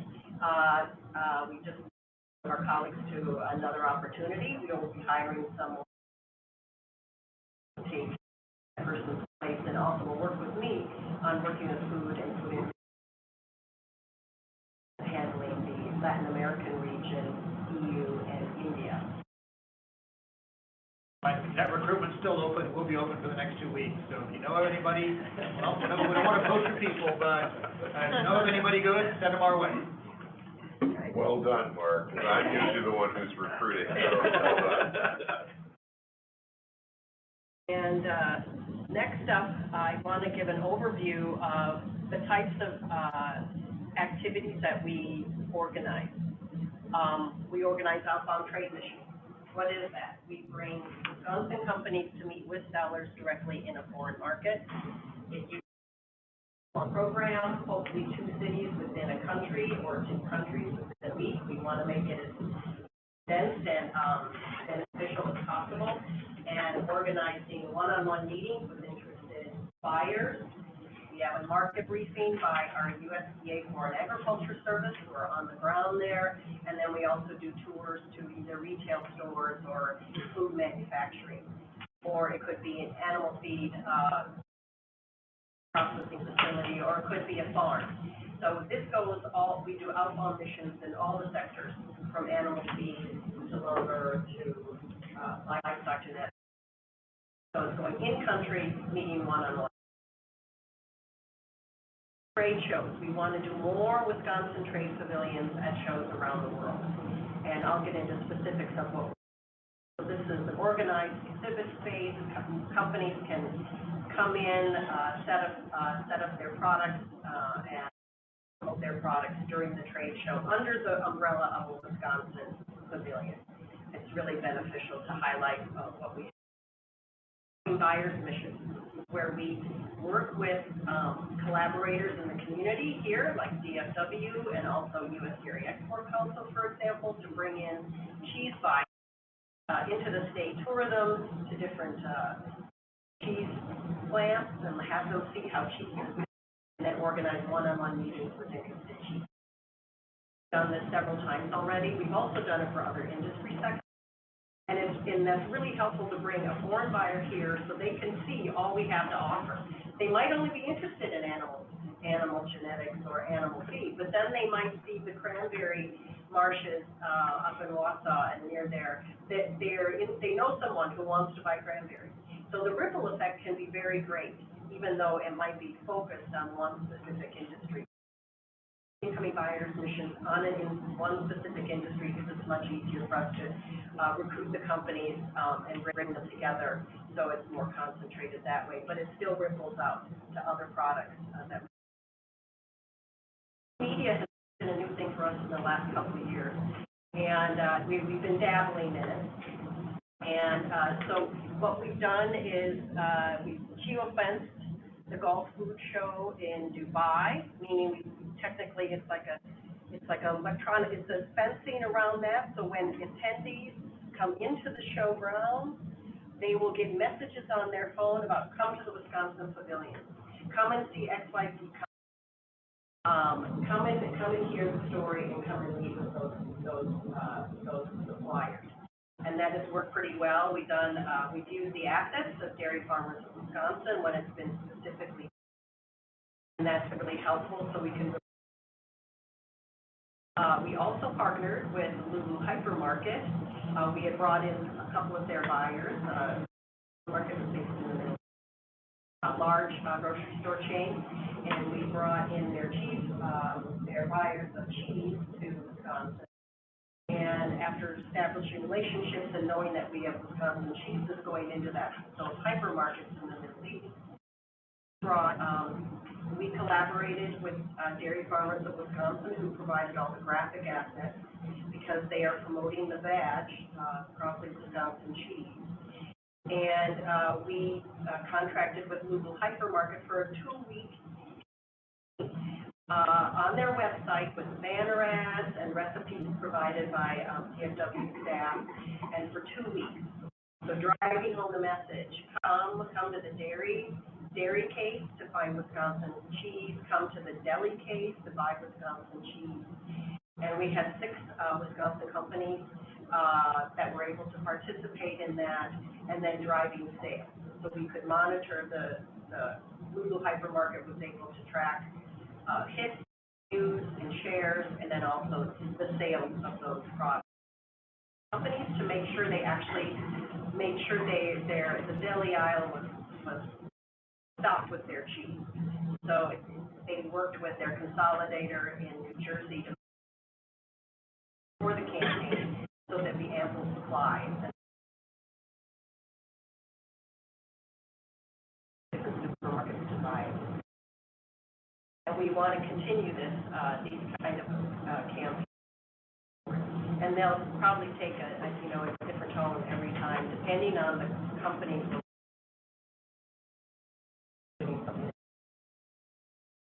And then export education. So we provide one-on-one consultation to Wisconsin's food, forestry, and agricultural companies.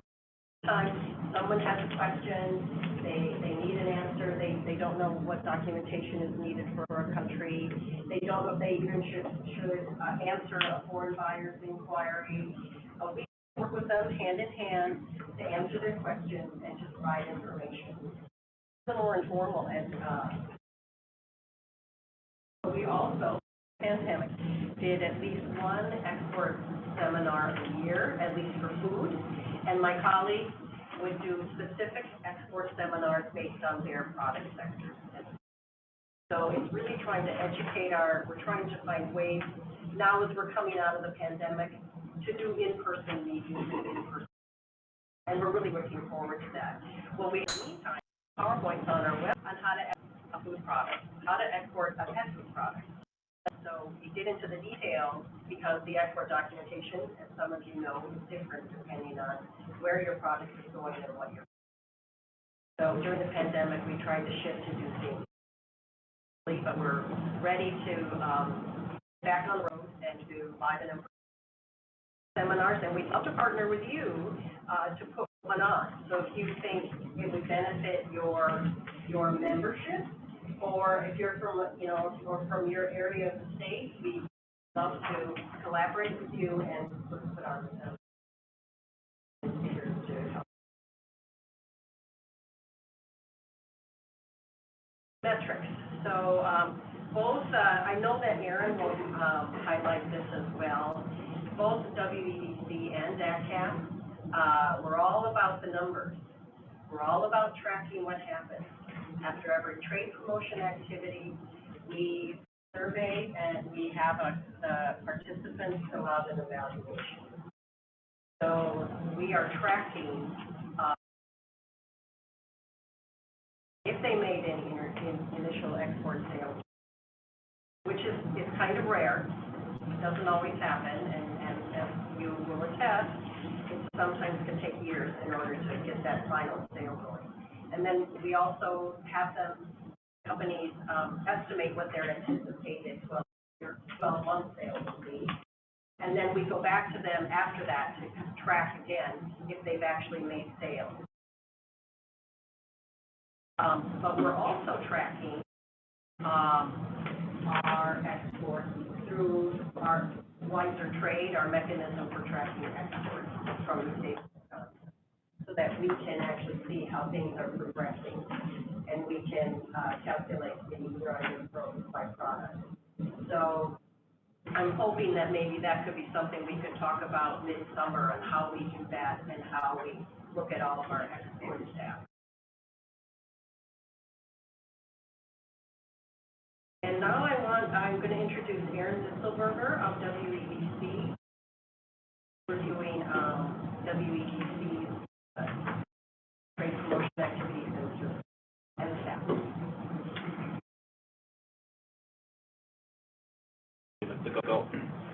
Okay. Good morning again, everybody. I realized I didn't have a chance to say that I'm not Katie Sinnott, who is our Vice President of Global Trade and Investment. I'm standing in for her today. She was unable to be with us, but it's a real pleasure to be with you today. So I'm going to introduce you to WEDC's, Randy, I'm sorry, I'm going to add to the pile of acronyms that we're already dealing with, but I'm going to introduce you to WEDC's Global Trade and Investment, or DI team. Briefly walk through some of the programming available to companies, to look at their products as they look to export products globally, and how these programs tie into IAE funding. Before I get started, I just wanted to, I know that Randy and Missy and others have already talked about folks from industry groups talking to their membership, and I couldn't sometimes. Last week, we really try hard to market our grant programs, like the International Market Access Grant, but there's probably not a week that goes by where I don't talk to a company and go through that and see the excitement in their eyes, and they realize, wow, you're telling me there's funding available to help me export products, and wow, I didn't know about that, and it hurts my heart a little bit because it's so hard. It's also really exciting to be able to work with them to help them.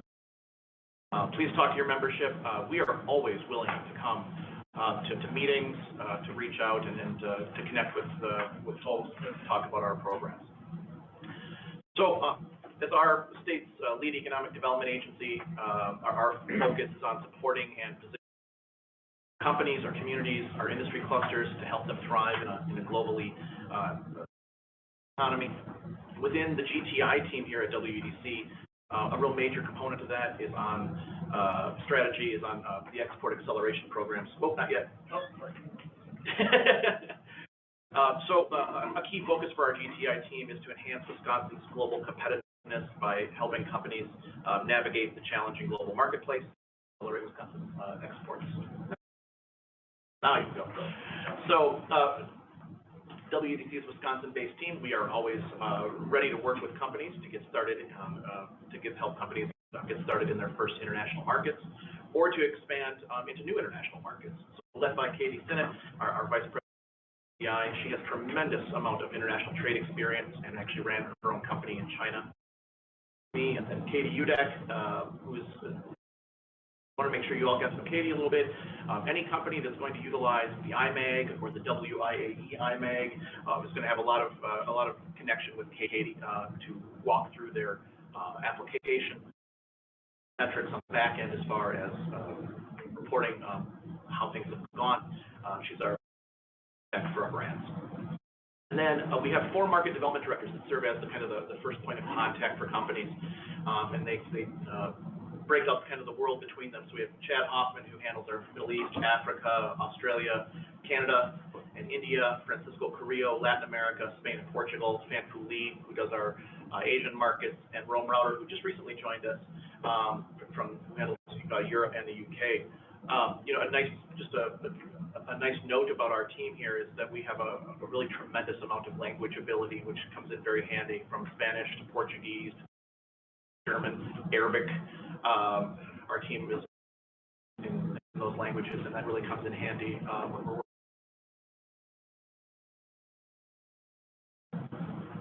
So We certainly don't go it alone. We work with more than 600 partners across the state, including other state agencies such as DATCAP, regional economic development organizations, academic institutions, and industry. Our goal is to develop and deliver solutions that help Wisconsin's business community maximize its potential. We have a really strong export ecosystem, and we play very well together. Our goal is to say that if you know one of us, you know all of us, because we're always working in common. Next, thank you. So how do we do it? Companies that want to grow know they need to export, but navigating the global marketplace, as I think everybody here probably knows, is a challenging situation. It requires specialized knowledge and a sound strategy. WEDC stands ready to help companies gain the insights they need to tap into those international markets. And our Global Business Development Program helps foundation they need to export to form a strategy or to build upon whatever existing strategy they have. How do we do it?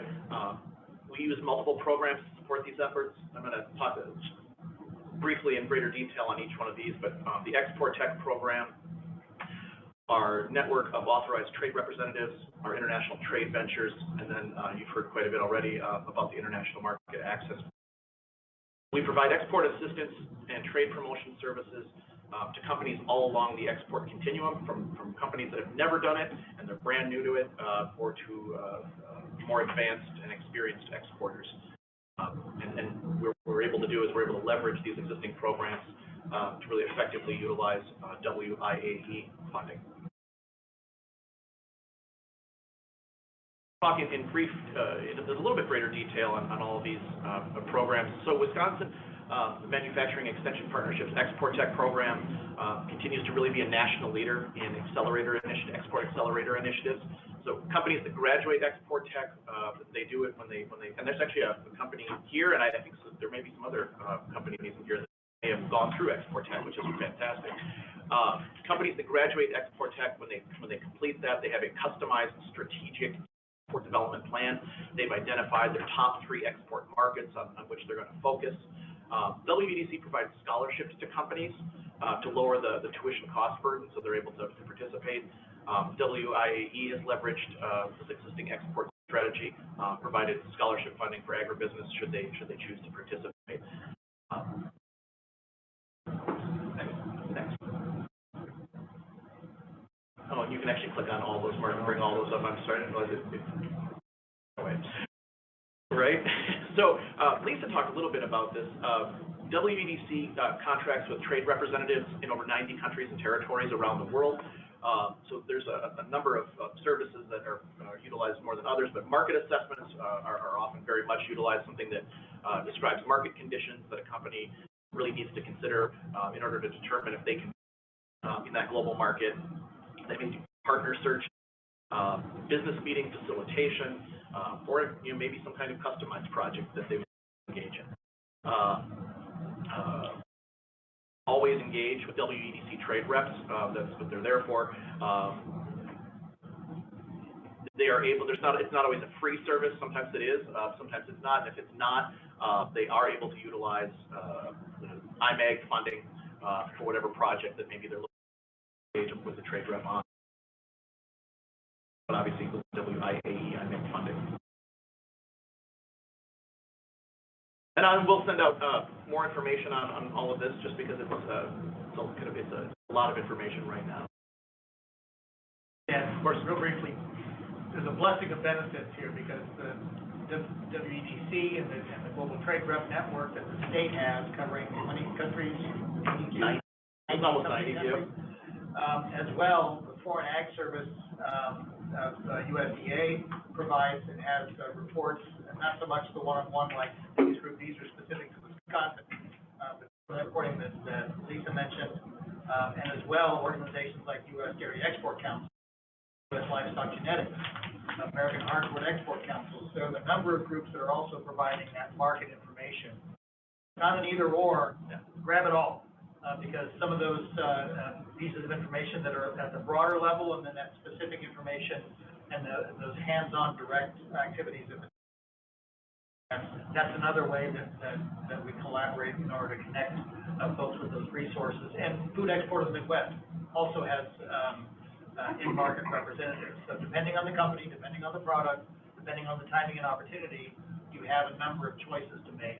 We'll make sure to connect you to all of those. Back one. Your slide keeps wanting to jump ahead. It does that. I have no idea why it's doing that. It must be a. Well, we'll figure that out. But the trade ventures. And Lisa, I think, and Mark talked a little bit about WEDC's trade ventures, and we do a series of trade ventures every year. We did an effective pivot during COVID. Typically, those are our in-country trade ventures. I think some of you have been on them. We did, like I said, we pivoted during COVID. We've done virtual trade ventures for the last 2 years. We're really excited to get back in country because, as we all know, there's nothing like having boots on the ground and being able to meet and have those conversations one-on-one. So what you didn't see there is and I'm sorry about for whatever's going on with my slide, but there's about 8 trade ventures that we have tentatively planned for next year. They're still being finalized, and you'll see that those very much mirror a lot of Mark's slides in terms of target markets for agriculture. So on a trade venture, you're going to be, companies will initially work with our market development directors that I introduced you to here, our in-country trade representatives to talk, to get to know a little bit more about what their product is, what they hope to accomplish on a trade, make sure they've gone through that venture.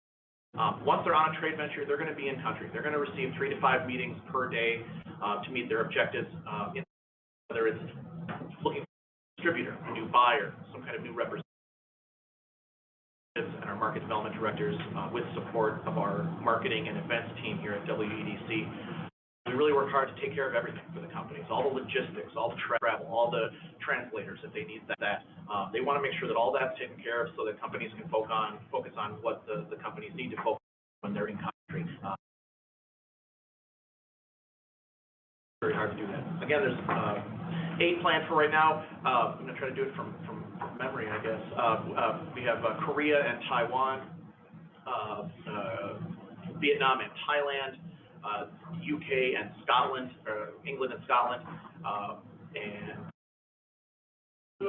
virtual to Australia and Israel, Canada, Mexico. I think I might be leaving some out. We typically do Canada, Mexico, and China every single year as some of our, obviously, Wisconsin's most major trade partners. We want to try to get those in there every year. We're not doing China right now with COVID, and there's just a lot going on over there. It's a challenge to do a trade venture there right now, but I would anticipate return to China when that's possible. I would say, one other thing I wanted to mention about the trade ventures, and with one, we were able to really lower that price point for companies, around $1,000, which also comes with a market assessment, which is a tool and a really effective tool. I'm a fan of the virtual trade ventures. It allows companies to not have to spend a lot of time on transport, so it lowers those costs. We're able to look at an entire country as opposed to maybe just hitting a couple of major metros in a country. You're able to really engage countrywide. So certainly something to manage of. We've had some success with those in the past. We anticipate continuing a hybrid model where maybe we have a virtual trade venture ahead of the in-country so that you can start to make those connections, kind of understand where you're going to go meet, and then follow up with an in-person meeting. And it's good for us from a developing country, developing markets. I think somebody was mentioning Africa. We did a virtual trade venture to Africa this past year, which is great. It's, now that we know a little bit more, and we've been there virtually, that maybe, now we're able to kind of hone in and maybe target a little bit more so that we're able to do in the future. Couple points. So the Wisconsin WIAE funds, when we talk about trade missions from our vernacular, it's a little bit, Aaron can explain the difference between the mission and the venture with WEDC, but when we talk about trade missions, some of our plan from the beginning, but also will continue on to be to dovetail with what the WEDC activity is. So when they go to a market to have a food and agriculture track that's along with that. That was our plan actually for the Korea and Taiwan before there had to be a change in that. It went outside of the fiscal year enough to be able to. So we'll continue to look at leveraging what that structure that they put together on those, in order to be able to make good work they're doing and help build up the activity. Versus venture. Typically we have trade ventures, I believe, when the governor or secretary comes along with us. I believe that's the only. Yeah, the only mission difference. when you got the governor, secretary, lieutenant governor goes. The trade. Ventures, just us kidding. Maybe share a little details about that. I know there's a little bit of semantics there, but if it is a governor's mission, so when a governor's there, it kind of amplifies who they have connections. If you could talk. Absolutely. And as I mentioned, I was with WDC, had a good opportunity to travel with Governor Walker as well as Lieutenant Governor Clayfish at that time. What that does is opens the doors to levels of meetings that you're not able to necessarily get if it's just the staff and just the companies traveling. They're important, but oftentimes those government-to-government meetings then allow us, for example, to be able to speak with the Minister of Secretary of Economy for Mexico. If Mansky goes, then it would be the Secretary of Agriculture, so they're equal number within the government. And I know this Eve, you've had some high-level missions that you've done that's been able to open up those doors to those higher-level meetings. I think they also provide access. Sometimes there's more awareness. You get more press coverage on those. Typically, there are receptions when WDC has done them. So you're bringing the customers together, but also the government folks, and those connections also help. And sometimes then we're able to have those conversations where there might be sticking points on the regulatory side for import to be able to meet with those government folks in those meetings. And you wouldn't get the same level of person if you didn't have the opportunity to have that high-level official from Wisconsin going. So there is a real benefit to having governor, lieutenant governor, secretary go with us on those missions. It's not everyone. This is the first Wednesday of the month, isn't it? So fire drill. We don't have to leave, but we'll get the lights and all that good stuff. So anyway, those are extremely beneficial in addition to, while the government folks are doing their GDP meetings, the B2B meetings, the business meetings are going on. They're two separate tracks, and we might see each other at breakfast and dinner. Typically, companies are out meeting their prospective customers. We're meeting with our counterparts that help to grow the business. In WDC's case, doing foreign direct investment activity as well. More investment in.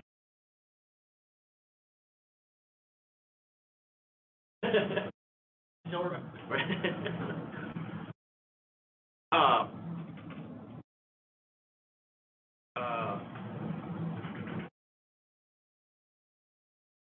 Sorry about that. So we've heard a lot about the International Market Access Grant. So did we jump a slide, Mark? I'm sorry, did we? We don't have to leave the building. However, let me just take this opportunity. I'm just kind of doing a time check.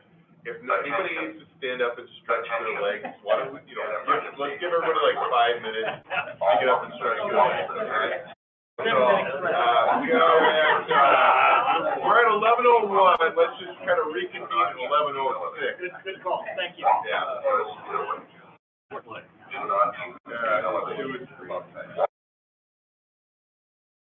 I think we're okay.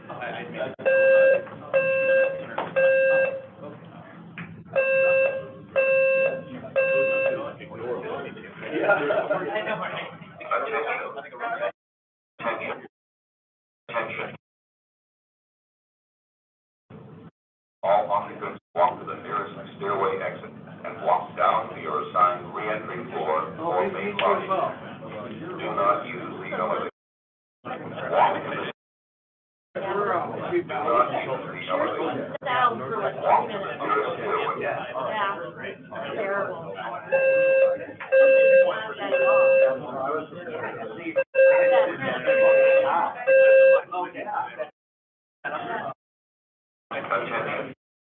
Attention. An emergency has been reported. All officers walk the nearest stairway exit.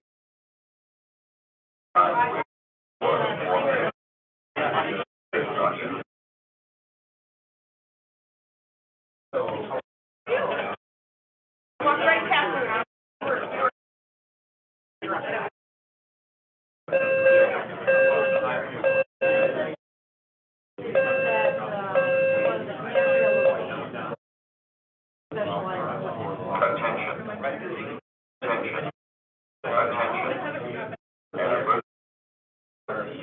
All occupants walk to the nearest stairway exit and walk down to your assigned re-entry floor or main lobby. Do not use the stairway. Not use the elevator.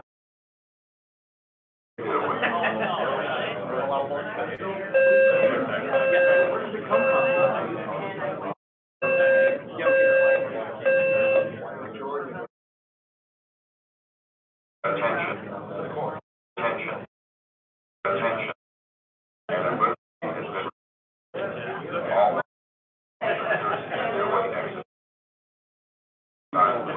Floor or main lobby.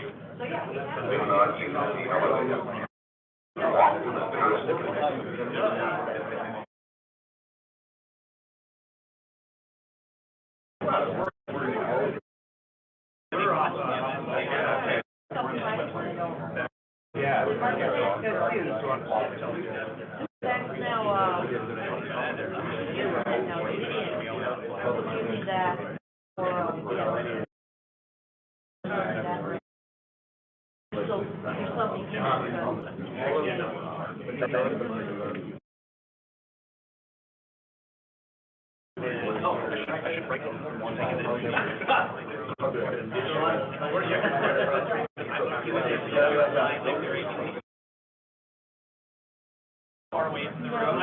Literally was like, it's not properly. He got out of it.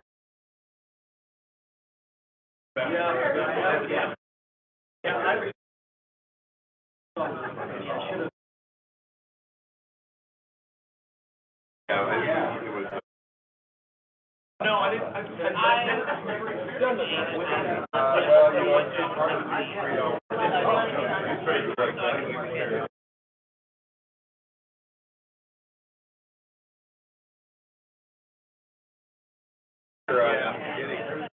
No, I've got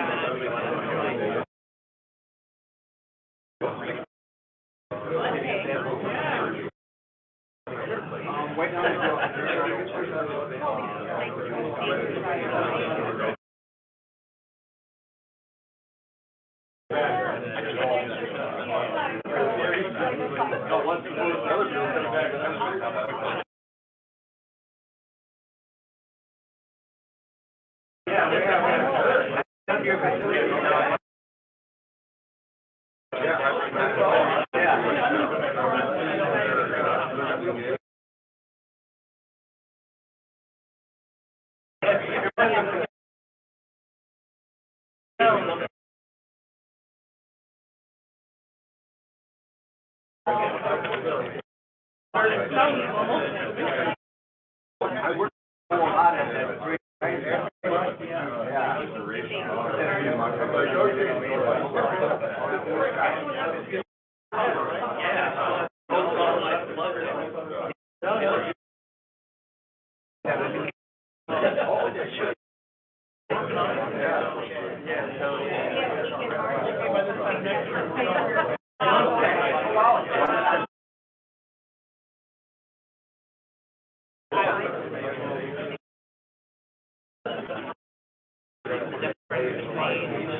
Okay.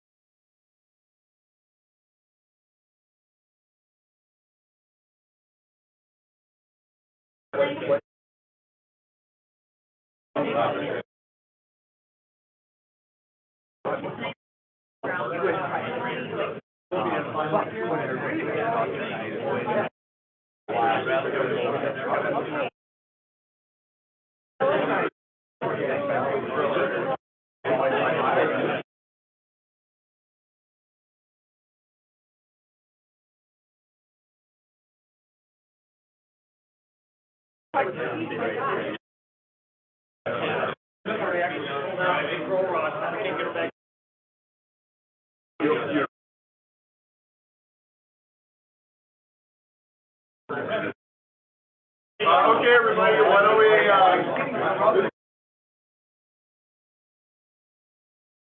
I guess we better jump back into it so we can, looks like we're.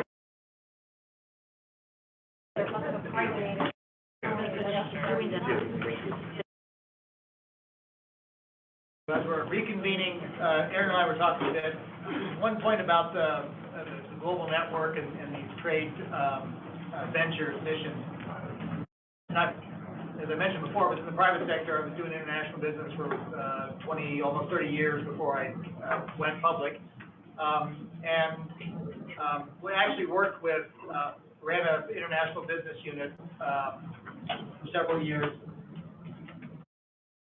These services, many of these services, you can go to a large consulting group and get some of these similar services, same services.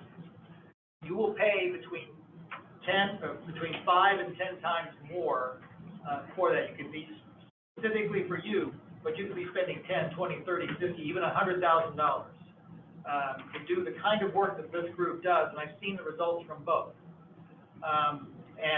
The global trade network that we have, the in-market representatives of food export, they're excellent resources. So it's less expensive. It's our tax dollars helping to fund and support those, so that it's more accessible to companies, all companies, but small and mid-sized especially. And those results that you get from that are, I would say, equally as good as what you would get. Maybe the binders aren't quite as fancy as what you might get from them, but the result, the information that's in there is. It is good, actionable information. They're putting you in touch with the people who know, grow your business. So, and the International Market Access Grant helps you support the cost of those as well. So it makes it quite accessible for you to be able to move into more markets. Mark? Yeah. Yep. I want to finish up because I know we're going to start to run short on time, but we've heard a lot about the International Market Access Grant. I absolutely love this grant for companies that are looking to start to export, or even if they're maybe even already exporting. This is a really fantastic tool. For companies that maybe haven't, I think the IMAG is great. It allows them to maybe dip their toes in the water of exporting, which can be a pretty process. So maybe they want to go to a trade show or do a market assessment. Costs of that can So through the IMAG, Wisconsin companies can be reimbursed for specific expenses associated with export project. That's going to help grow their presence in an international market. Companies are initially eligible for grants of up to $10,000. They can do that one grant per year, up to $10,000. They can do that up to 3 times. Companies that have gone through the Export Tech program, we talked a little bit about this. We increase the amount of grants available to the company 6, and we increase the amount from 10,000 up to 25,000. 1 grant per year. And we do that for a very specific reason, and that's that, as we mentioned, Export Tech is a really extraordinary program. Companies that come out of it have an export strategy. They have target markets. They kind of have a better idea of what they want to do, and they are better equipped to utilize grant funds. So we want to reward that.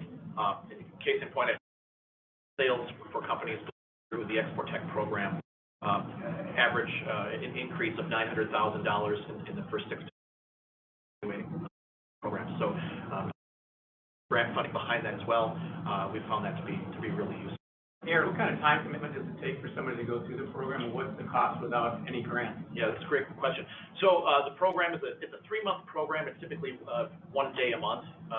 So it's a significant time commitment because there's also work to be done outside of it in terms of helping to write and identifying markets. There's homework involved in it as well. The cost of the program is generally about $7,500. There's WEDC provides a scholarship for that program, a $3,000 scholarship, which reduces the cost to about $4,500. Limited to just Wisconsin-based companies or companies that use Wisconsin products? Yes, I'm sorry, can you ask? Are they limited to companies that use Wisconsin-based products, or are they open to any other states? They're Wisconsin companies, yeah. So yeah, typically, because there are other states have do have export tech. So if we had a company that isn't based in Wisconsin, but uses like 100% Wisconsin ginseng, they would not be eligible. Yeah, it would need to be a Wisconsin. But someone they work with could be the Wisconsin entity. They're brought into that. We've had companies that aren't work here, but have come from outside. And so they work with the entity, and sometimes they're like export companies that the folks will contract with. So the export company is there as kind of the sales arm, and then the Wisconsin company is actually applying for the program or for the grant. Right. Okay. And just real quick on Export Tech, it's a strategic international business plan development class. So it's not just a training class on how to board and the documentation. It actually is a strategic development.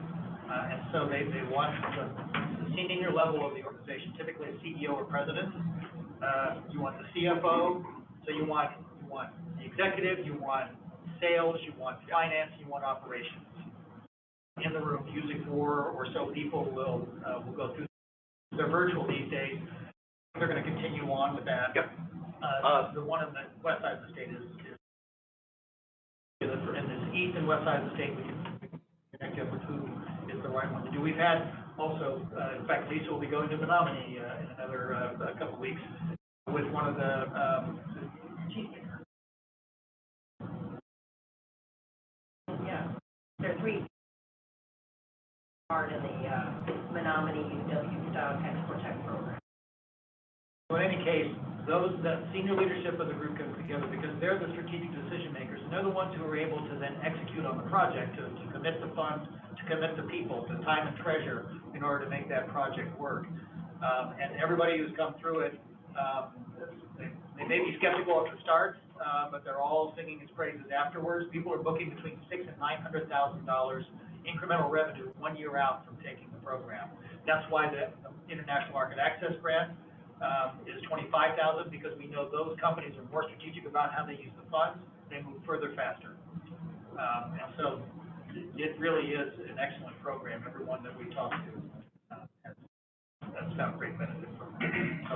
No worries, we got into Export Tech a little bit, and one last thing that I wanted to mention about that, Missy had mentioned our state trade expansion program grant, or STEP grant,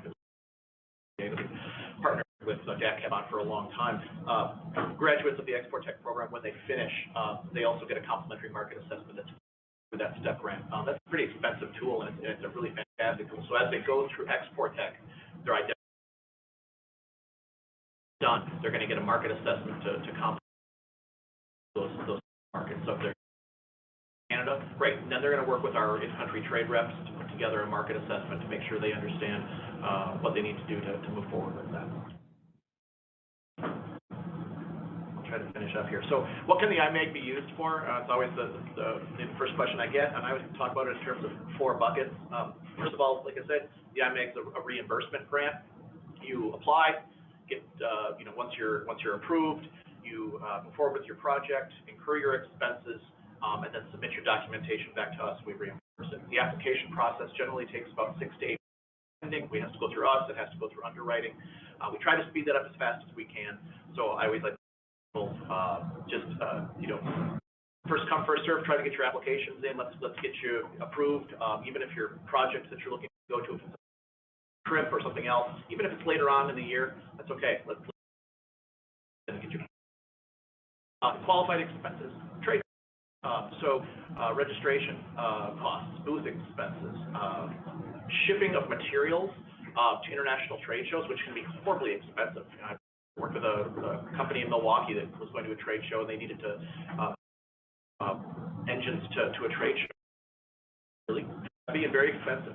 Interpreter services while you're in country. We want to make sure you obviously the full understanding of what's going on. So interpreter services. Market customization, or translation of marketing materials, or globalization of your website.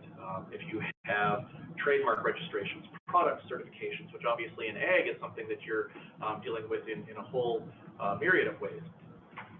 Consultants, we already talked about the trade reps. And we have an amazing network of trade reps. It doesn't mean you have to use our trade reps. You might want to use the U.S. Commercial Services Gold Key, something else. So if you have, you need consulting services around, maybe it is trademark registration, maybe it's something else. There's consulting services that you need to access. The IMEG is likely available for that. Export training. We want you to be more comfortable in those export markets, whether it's cultural competency, language training, might be business ethics or whatever. That export training is an eligible expense as well. One question I always get is, can we do more than one project within one brand? Absolutely.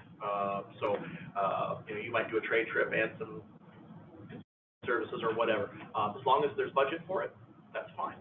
The other question I get is inevitably, Aaron, what about XYZ project? And inevitably it's not on here, and it's kind of falls in that gray area. So I always tell people that's where we're here to help. I hope companies will reach out, ask us questions.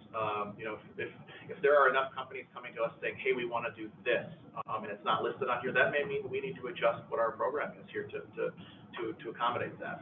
So again, I hope that you'll take advantage of it. I hope you'll talk to every company you know or your membership, and we are always happy to have those conversations to talk about this grant. We're excited to have the WIAE funding as part of the IMEGs, and we're ready to go. And Aaron, as a company, you can receive multiple IMEGs over, remind me, is it 3 or? 3, yeah. So initial companies can receive 3, up to $10,000. We get 1 per year, and then if you go through Export Tech, that goes from 3 to 6. And the amount goes from 10,000 to 25,000.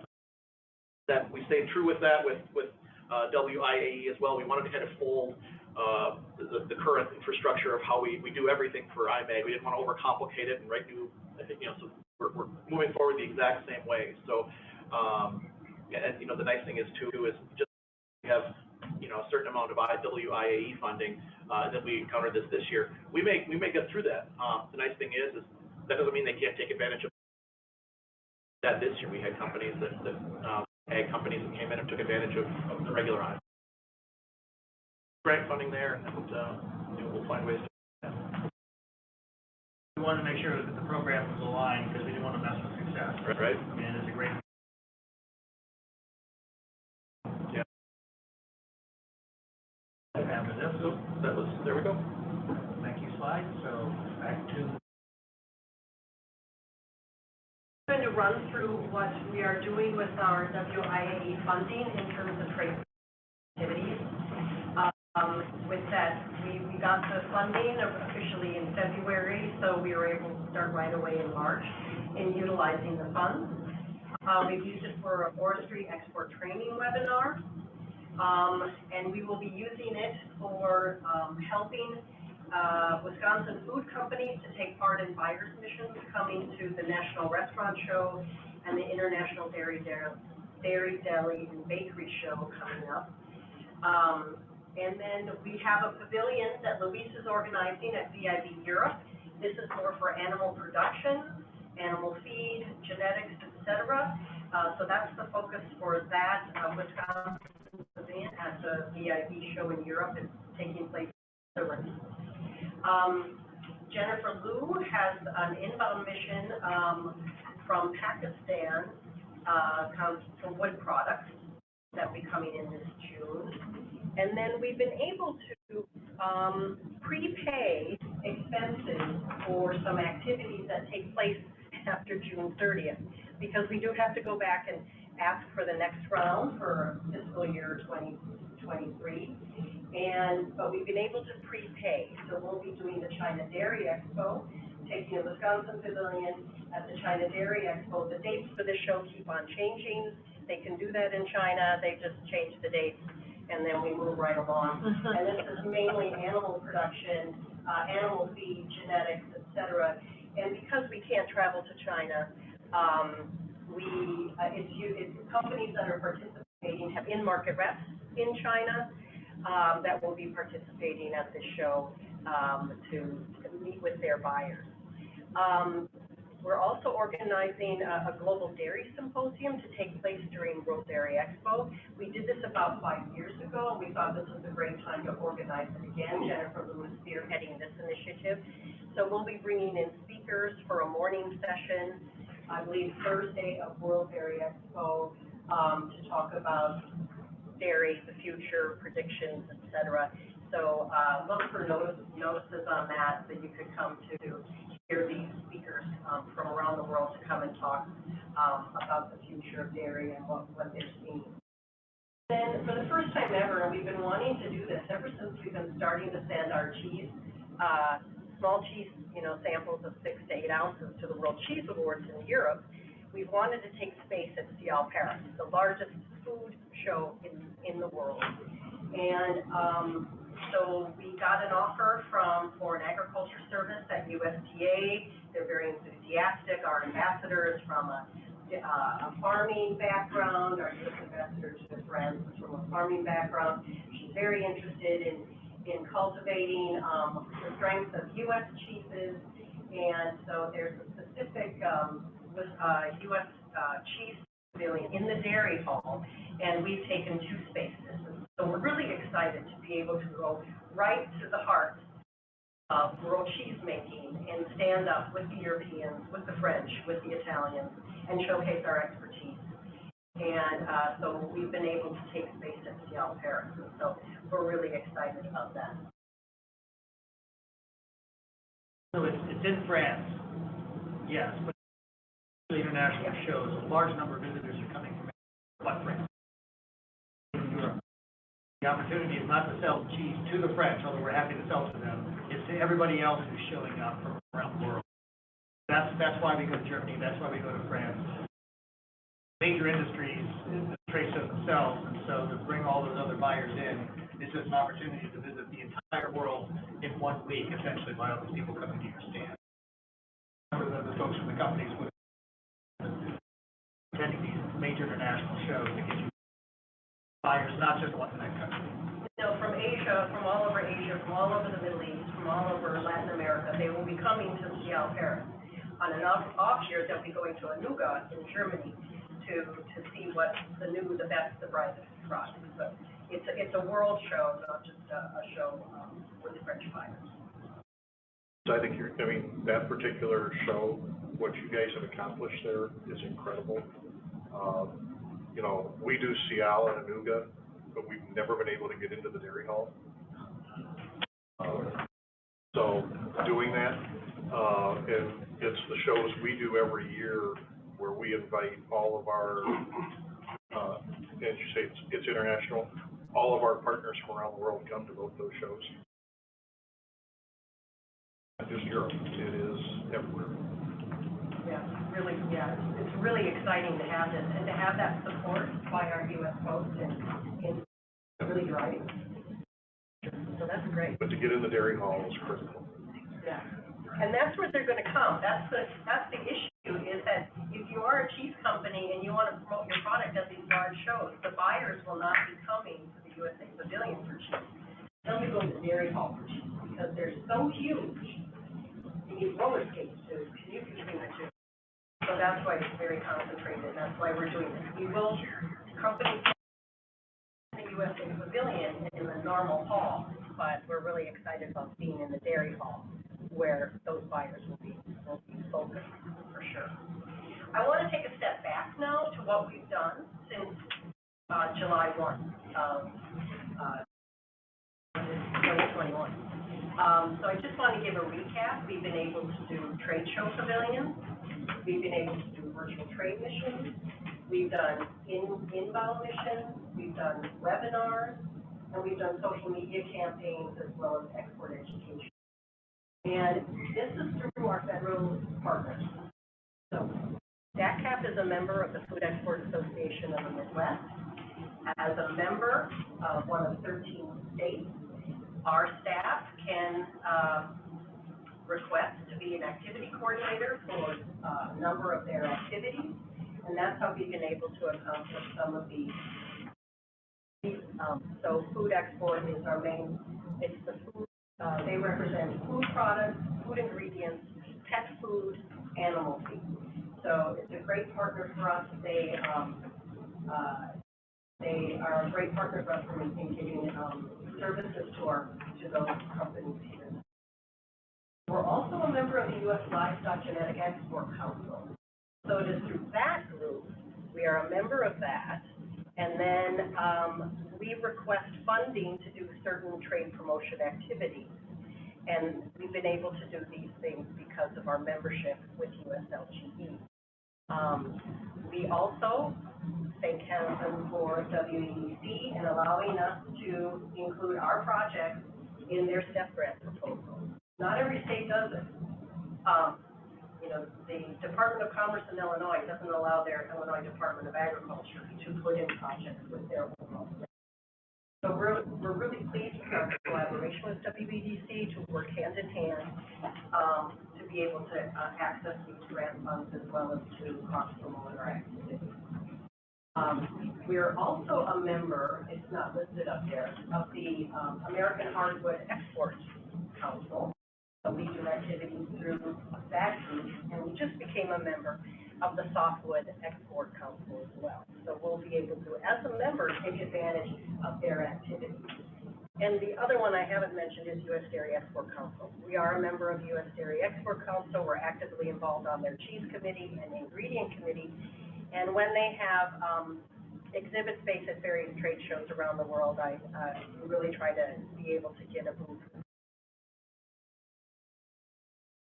Just a short list.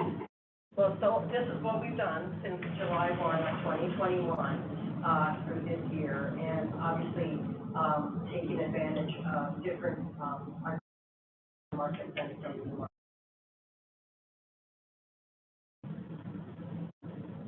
And this is what we're planning to do with our federal funding partners through December of 2022. So our federal partners, at least Food Export, and works on the calendar year as opposed to fiscal year. So we've got a lot of things coming up, and we're actively promoting for these activities. The Secretary will be going on the U.S. Department of Agriculture Trade Mission, and that's coming up in June to promote Wisconsin food, forestry, and agriculture products. We have exhibit space at Fine Food Australia that we're promoting. That's a great show. It'll be held in Melbourne.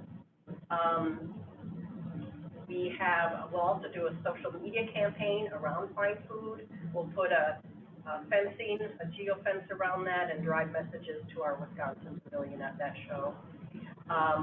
Jennifer Liu is promoting our dairy genetics at the Hokkaido Dairy Show in Japan. And then we have the value-added feed buyers mission that comes every year to World Dairy Expo. So many different countries represented, buyers that will come to World Dairy Expo will be working on their one-on-one scheduled meetings with animal feed companies in the States. And then,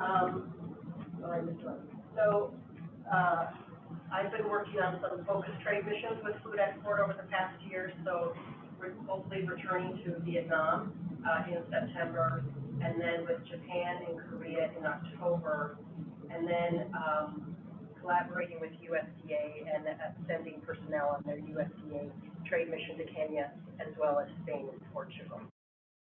So we'd like to be able to, again, with our funding in the future, is promote WEDC trade missions and also send our staff with Wisconsin companies on those, as well as with the USDA trade mission.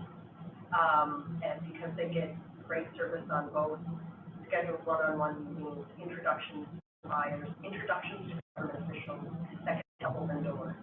And so just a snapshot of what's coming. Question came in on chat, and they talked about some geofencing, for those who are not familiar. Well, you pay money to Google, first of all.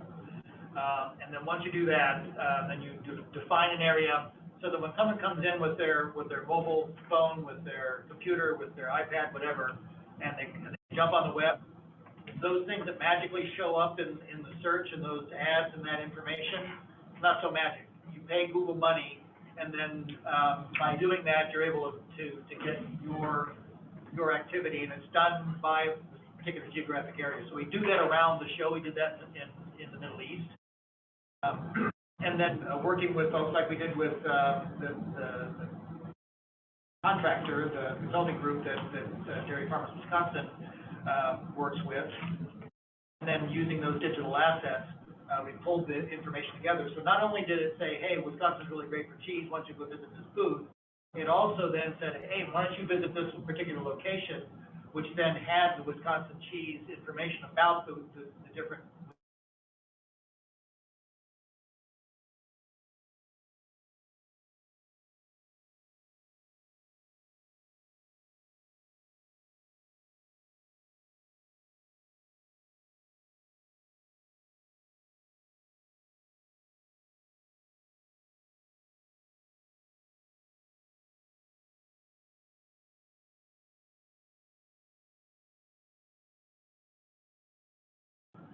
Who are interested. And when they've jumped into that DFW website, for example, then they're able to either reach out directly to the companies or to able to send messages so that we know to engage with them greater. So it's not just, and someone who visits the booth then, as they're walking away, also see it. So it's just a way to drive more people, whereas before in trade shows, you'd have someone with a sign, posted somewhere walking around, or some, catalog you had to print, a month in advance. This all is done real time, and you can change those up. But we did this as well at Gulf Foods this last time with a number of targeted campaigns, and also not just the geofencing, but also under various social media campaigns to put the message out.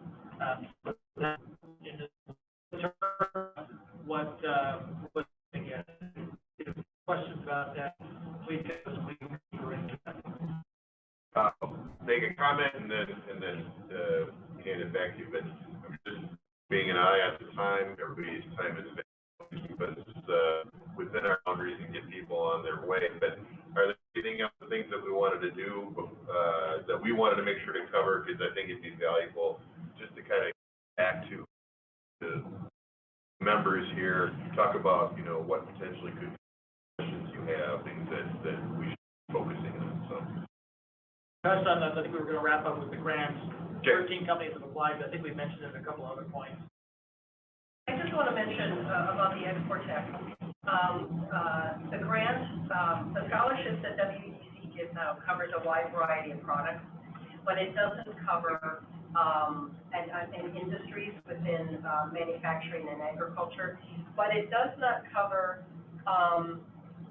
farmers, vegetable farmers, grain farmers, genetic companies. It's a very small segment, or main producers.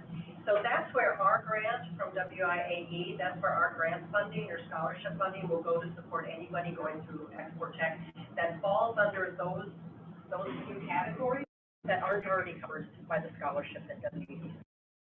So that's just one important point. And I think that's where we can conclude. You can find lots of information on our DACCAP website. And we have a landing page for the Wisconsin Initiative for Agricultural Exports, and we'll be loading things onto it. We've got our product sheets and the plan, et cetera. But now we can open it up for discussion. And just a quick question, is the slide deck available, or maybe I haven't looked through all the information, maybe it's all in here, but I haven't. Send that up. Yeah, it's not in the binder, but yeah. We can load it up to the website and send you the link. Thanks. How about that? Yeah, it's too big to email.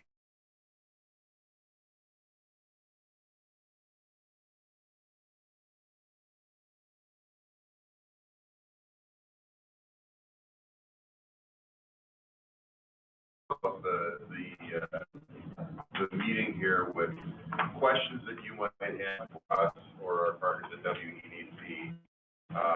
I've also taken a couple along the way, transportation a couple times as a potential. The questions, comments, or thoughts that you have, as we kind of look ahead to, what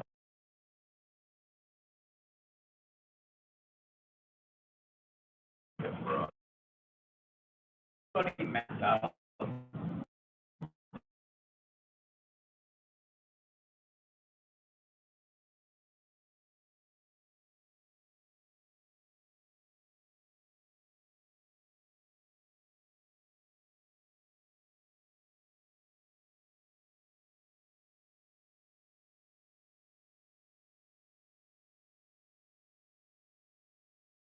Go to help you along the path. So I think one of the things that I would find very helpful is to figure out a way of even just laying out, here's the support groups or the network of resources in the state for exporters, and who does what, and how do we get the easy button for people? Is there a consolidation place that we can have, or drive somebody to be the consolidating spot that brings all these spheres into play? We'll put some time to it. If this isn't where you go, and Chad, tell me otherwise, but maybe seeing where those spheres are and then do the Venn diagram to see where they intersect. Yeah. Because there's gonna be those magic spots where there might be a couple different in the same area, but there's gonna be a whole lot of area where they're not. And I think that's I get conversations all the time on the dairy side, and the one thing that I absolutely won't do is create overlap. Right? There's not enough time, there's not enough money, so knowing where to send people or how we get people going in the right direction without having 4 different organizations doing the same thing, I think there's a great value opportunity there. Okay. I've been on a couple trade missions through Department of Ag, and I thank you very much. We have some very good customers. We still have those customers. And they pay the bills. But these grants, a lot of these grants don't cover the biggest chunk of change that we have to shell out as companies. They don't pay for the airfare from the United States to China or Vietnam. They don't pay that. They don't pay your time for you or your coworkers to man the booth. They don't pay that. They do pay the one-on-one meetings, which are real important once you're over there, but that's marginal cost compared to what the hotels and the airfare and the labor. It'd be nice if a bigger chunk was covered by these grants. Do you work with any of your national or regional organizations? Because, for example, with the United States Dry Bean Council, we can back these, and they will pay for half of our travel, while we then use these grants for the other things. So I'm part of the hardwood, a bunch of hardwood organizations. And do you have a checkoff program by chance? We do not. Well, not in the state of Wisconsin for beans, but nationally. Right, there's no national checkoff service for hardwood either. We went down that route partially, and then as a membership, we decided, no, thank you. We're not interested in that. And that's a cost to us. But we don't have a national checkoff program. There are limits, like company size-wise? It's more intended for small companies? It's intended for small to medium business, more small. We have had some larger companies come and deal with maybe some areas in Wisconsin or something like that. We've funded IMAG, but it's more intended for small business. It would just be like a thought, some of the companies that may be larger in size might have really small export desires, and yet they would benefit greatly from just being able to highlight Wisconsin exports and not so much, maybe it's prorated, like, or prioritized. If you're a small company, yes, your first priority, but if you're out looking, recruiting, trying to get people to truly promote Wisconsin export, some of the large companies with really small export programs, certainly in countries, we don't do anything to Vietnam. In fact, if you look at the 10 world populations, we only work with the United States. World populations that we actually work with today. So maybe there would be opportunities to highlight Wisconsin exports to larger companies with export programs, especially if you're recruiting to try to find them. And the STEP grant program, which is from the Small Business Administration, the name applies, and that's typically 500 employees. There's other regulations around that. I know in the IMAG program, that it's a program guidelines. It isn't specific to companies, and I think where it can play is, and I've worked for almost $1 billion company in the state here, and when it was the Commerce Department, we did not have access to that grant funding. When it became WEDC, it became the IMAG program, we would have qualified and loved it by then. But we had a relatively small export portion. It was a large company, but it was very much either U.S. focused or inbound, a lot of import. And so to be able to have some of that access, and we have worked with some companies that it's a newer division, it's a newer product line, it's a newer market opportunity where we can show that it's developmental. It's not operational support, it is developmental funding. It's not a subsidy, it is development support, which is what we're trying to do in order to grow. And some of these larger companies can actually then move the needle more because just the sheer business, but you need that starting point. Yeah, it just the larger company that just raises some questions for.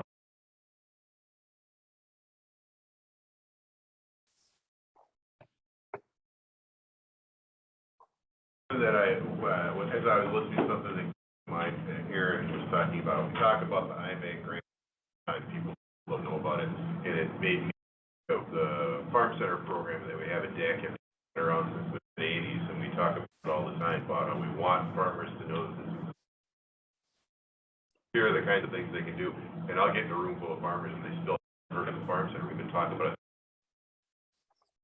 Here we have these programs that DACAP and WEDC have been kind of collaborating on for a long time. So I guess what I would say, this is my ask of all of you, is what ways can you think of that we can better educate others and get that information to them so that we can kind of broaden our net? Thoughts or suggestions about where we should be going to share that information? I think members meetings, for taking dairy free love being road warriors. We want to get out, if they're, whether it's virtual or whether it's in person, council, ginseng board, whatever, there's opportunities for us to larger audiences. We'll do that in a heartbeat. I mean, we're in communication daily with every cheese processor in the state, along the lines with you.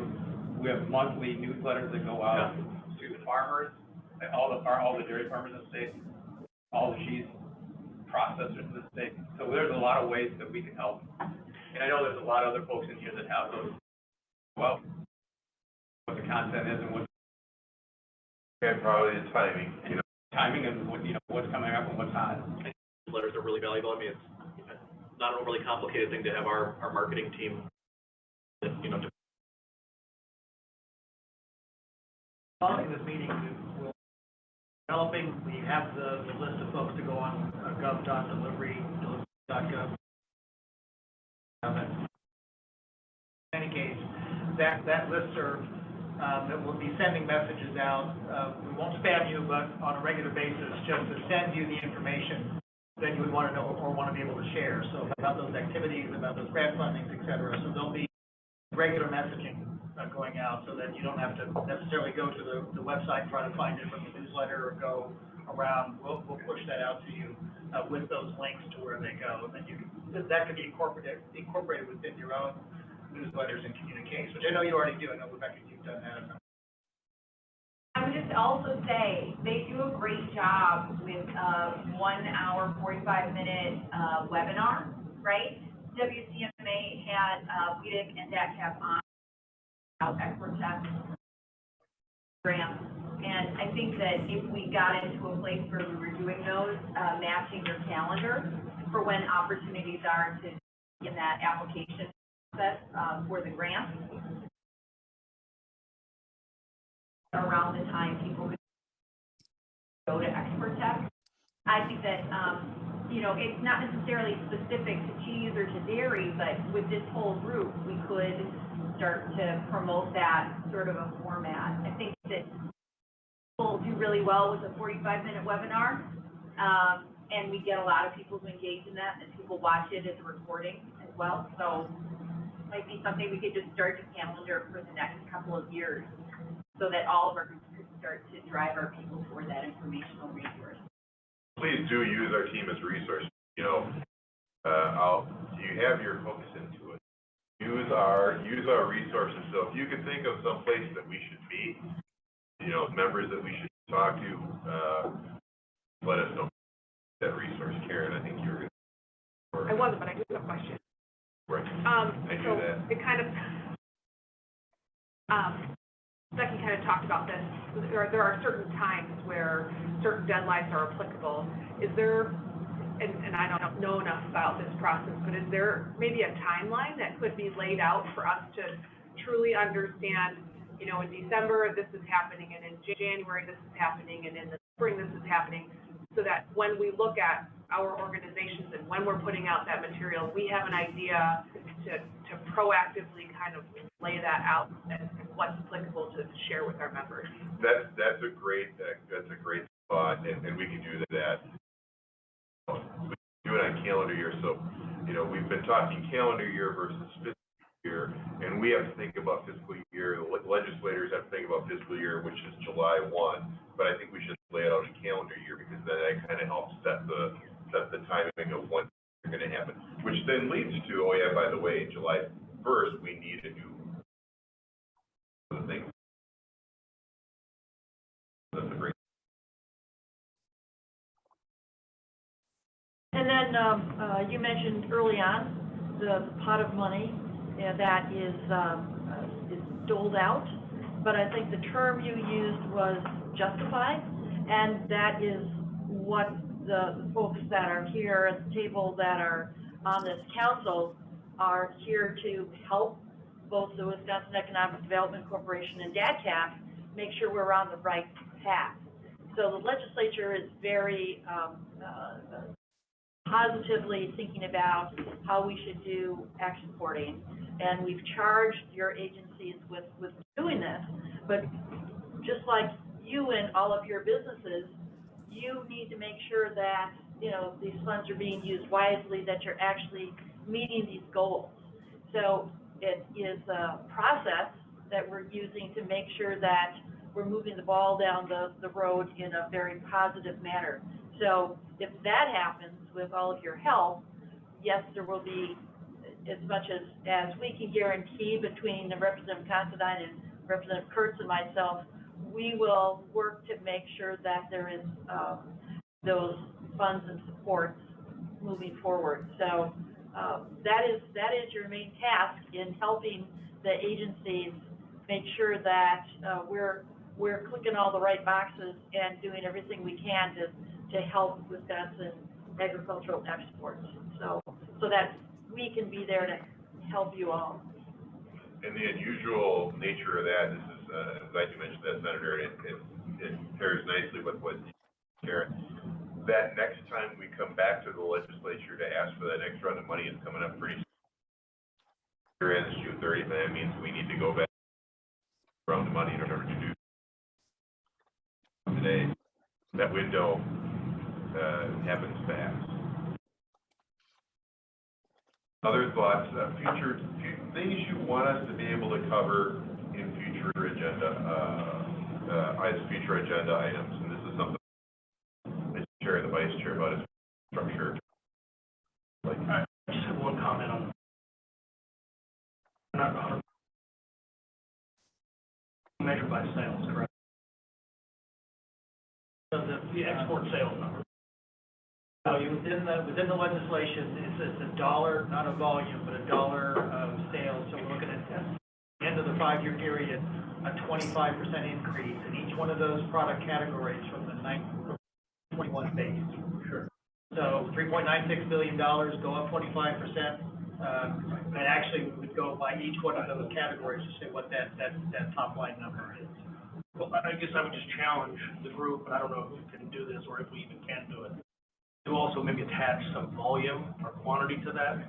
Because that sales number, I mean, when you run an organization, I think I can speak for a lot of us here, sales means very little at the end of the day. As far as dollar value, especially in a more commoditized market like a crop. So I guess sales is a metric you can use, but actual tons, pounds, numbers of things, I think is really important. And I guess I don't want to throw one metric out, but maybe how do we add, because I think that would do some good to actually tell our story in the future. I mean, if soybeans have in price, but we exported 20% more tons, today that metric's not being used, and I think maybe we should think about how to implement that. Brent, I'm glad you brought that up, Randy, because one of the things that we talked about in terms when the governor first proposed this amount of money that we're talking about is how do we measure that growth, and how are exports even calculated? Because something that goes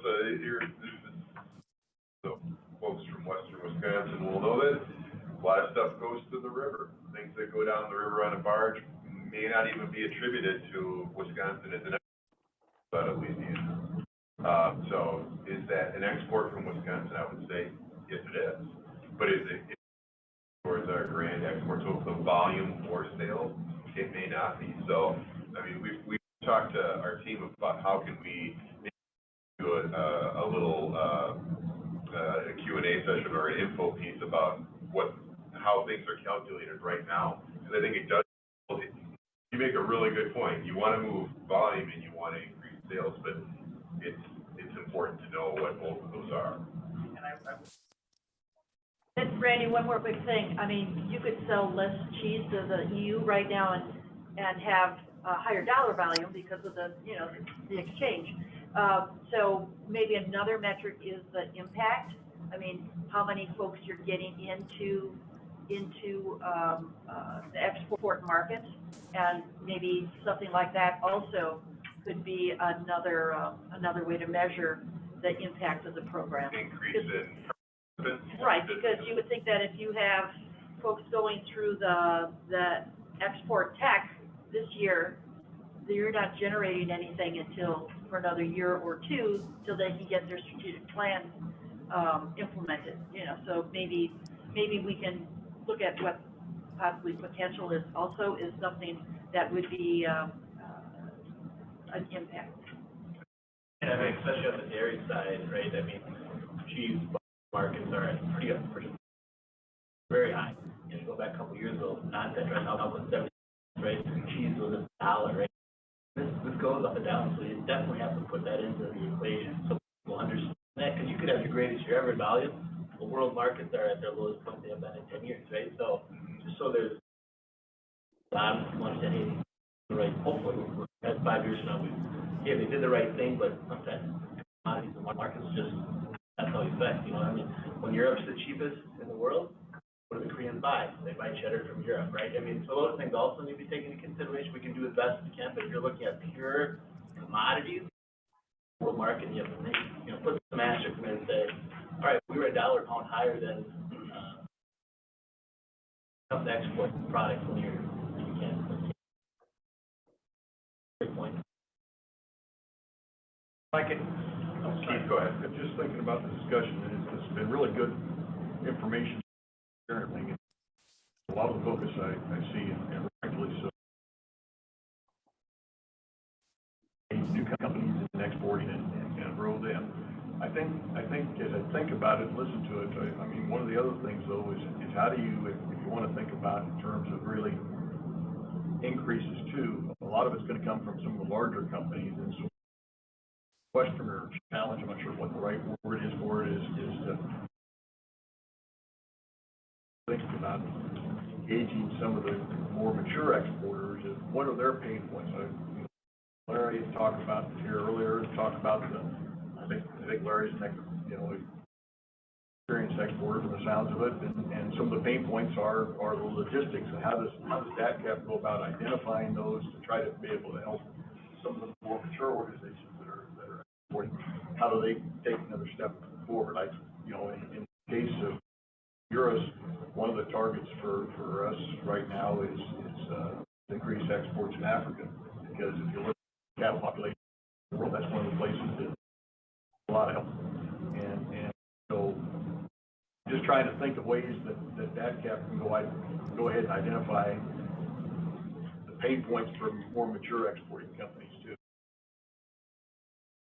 Perhaps bringing together, everyone would be invited, but maybe the focus of the meeting, inviting companies in that are longer-term exporters to really have that more detailed conversation. The new to export folks might join, but it would be more for folks like yourselves who've been doing it for a long time, but have these more specific.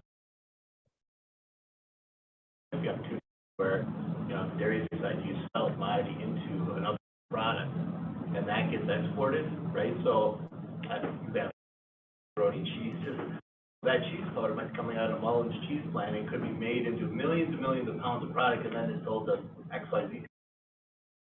Not that you can track that, but it's probably something to think about is there are many products in the dairy industry that go into products that are then exported. And that's probably only caught in the numbers.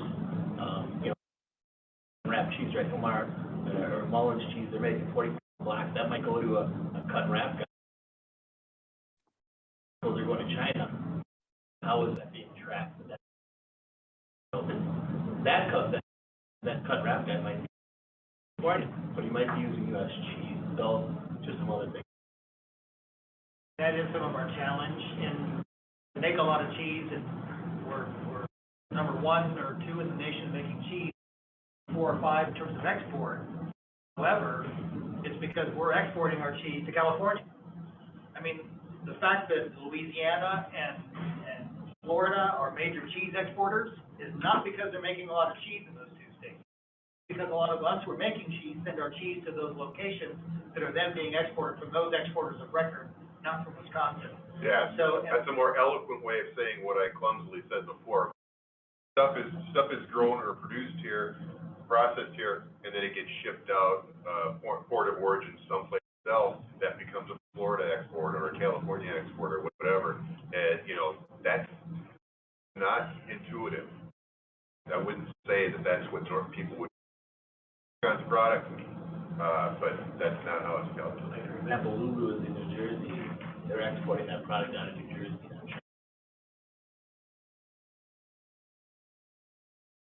Also shipped to Dominican, and that goes out of Miami, right? I'm guessing that most of that is Florida being that export. Some of those may be, and then others would be out of here, and that gets into the weeds in terms of how you do your export. But one of the challenges we have just on the commodities, and I think that's a great idea, we've been struggling on that, which is pounds versus dollars. Dollars, I can bring everybody together into one and see where we're going.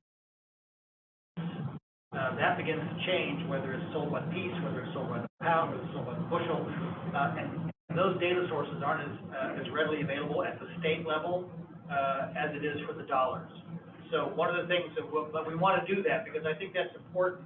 A, with inflation. B, you may have had a killer year on pound, great for the operation, but the dollars went down, and so it looks like you didn't do as.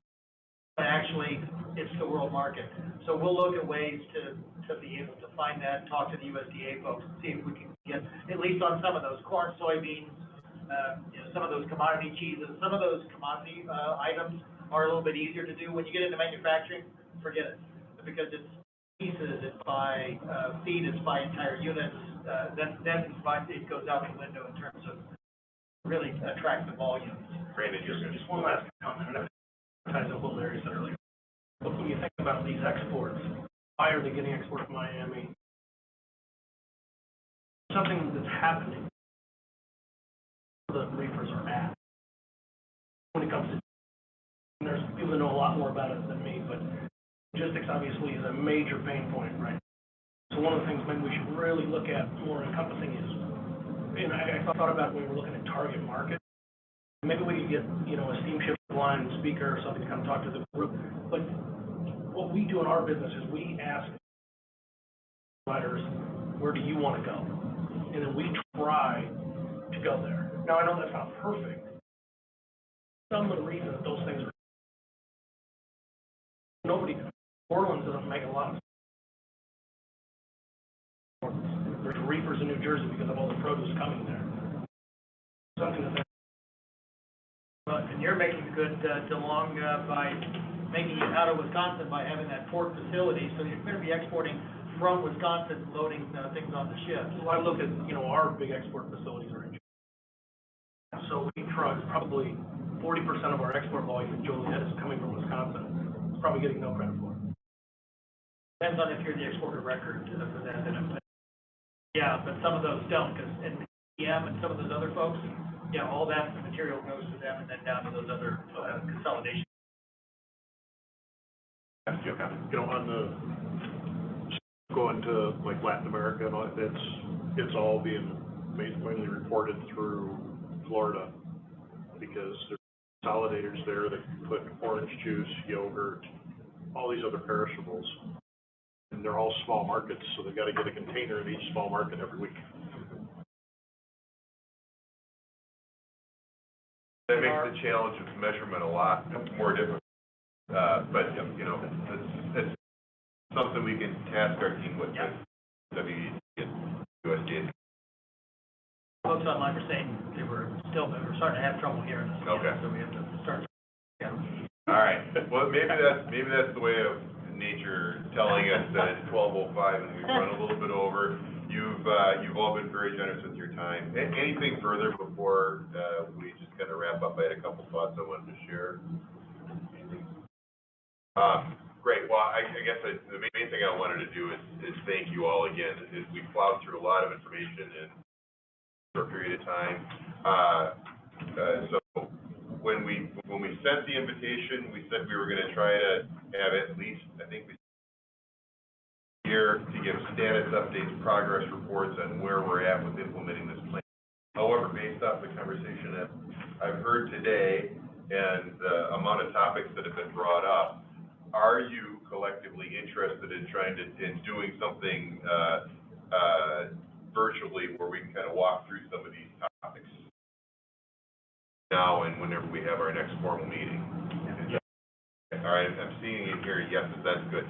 And based off how we do on this first round of collecting information and creating calendars and timelines, they're interested in doing maybe 2 such virtual meetings.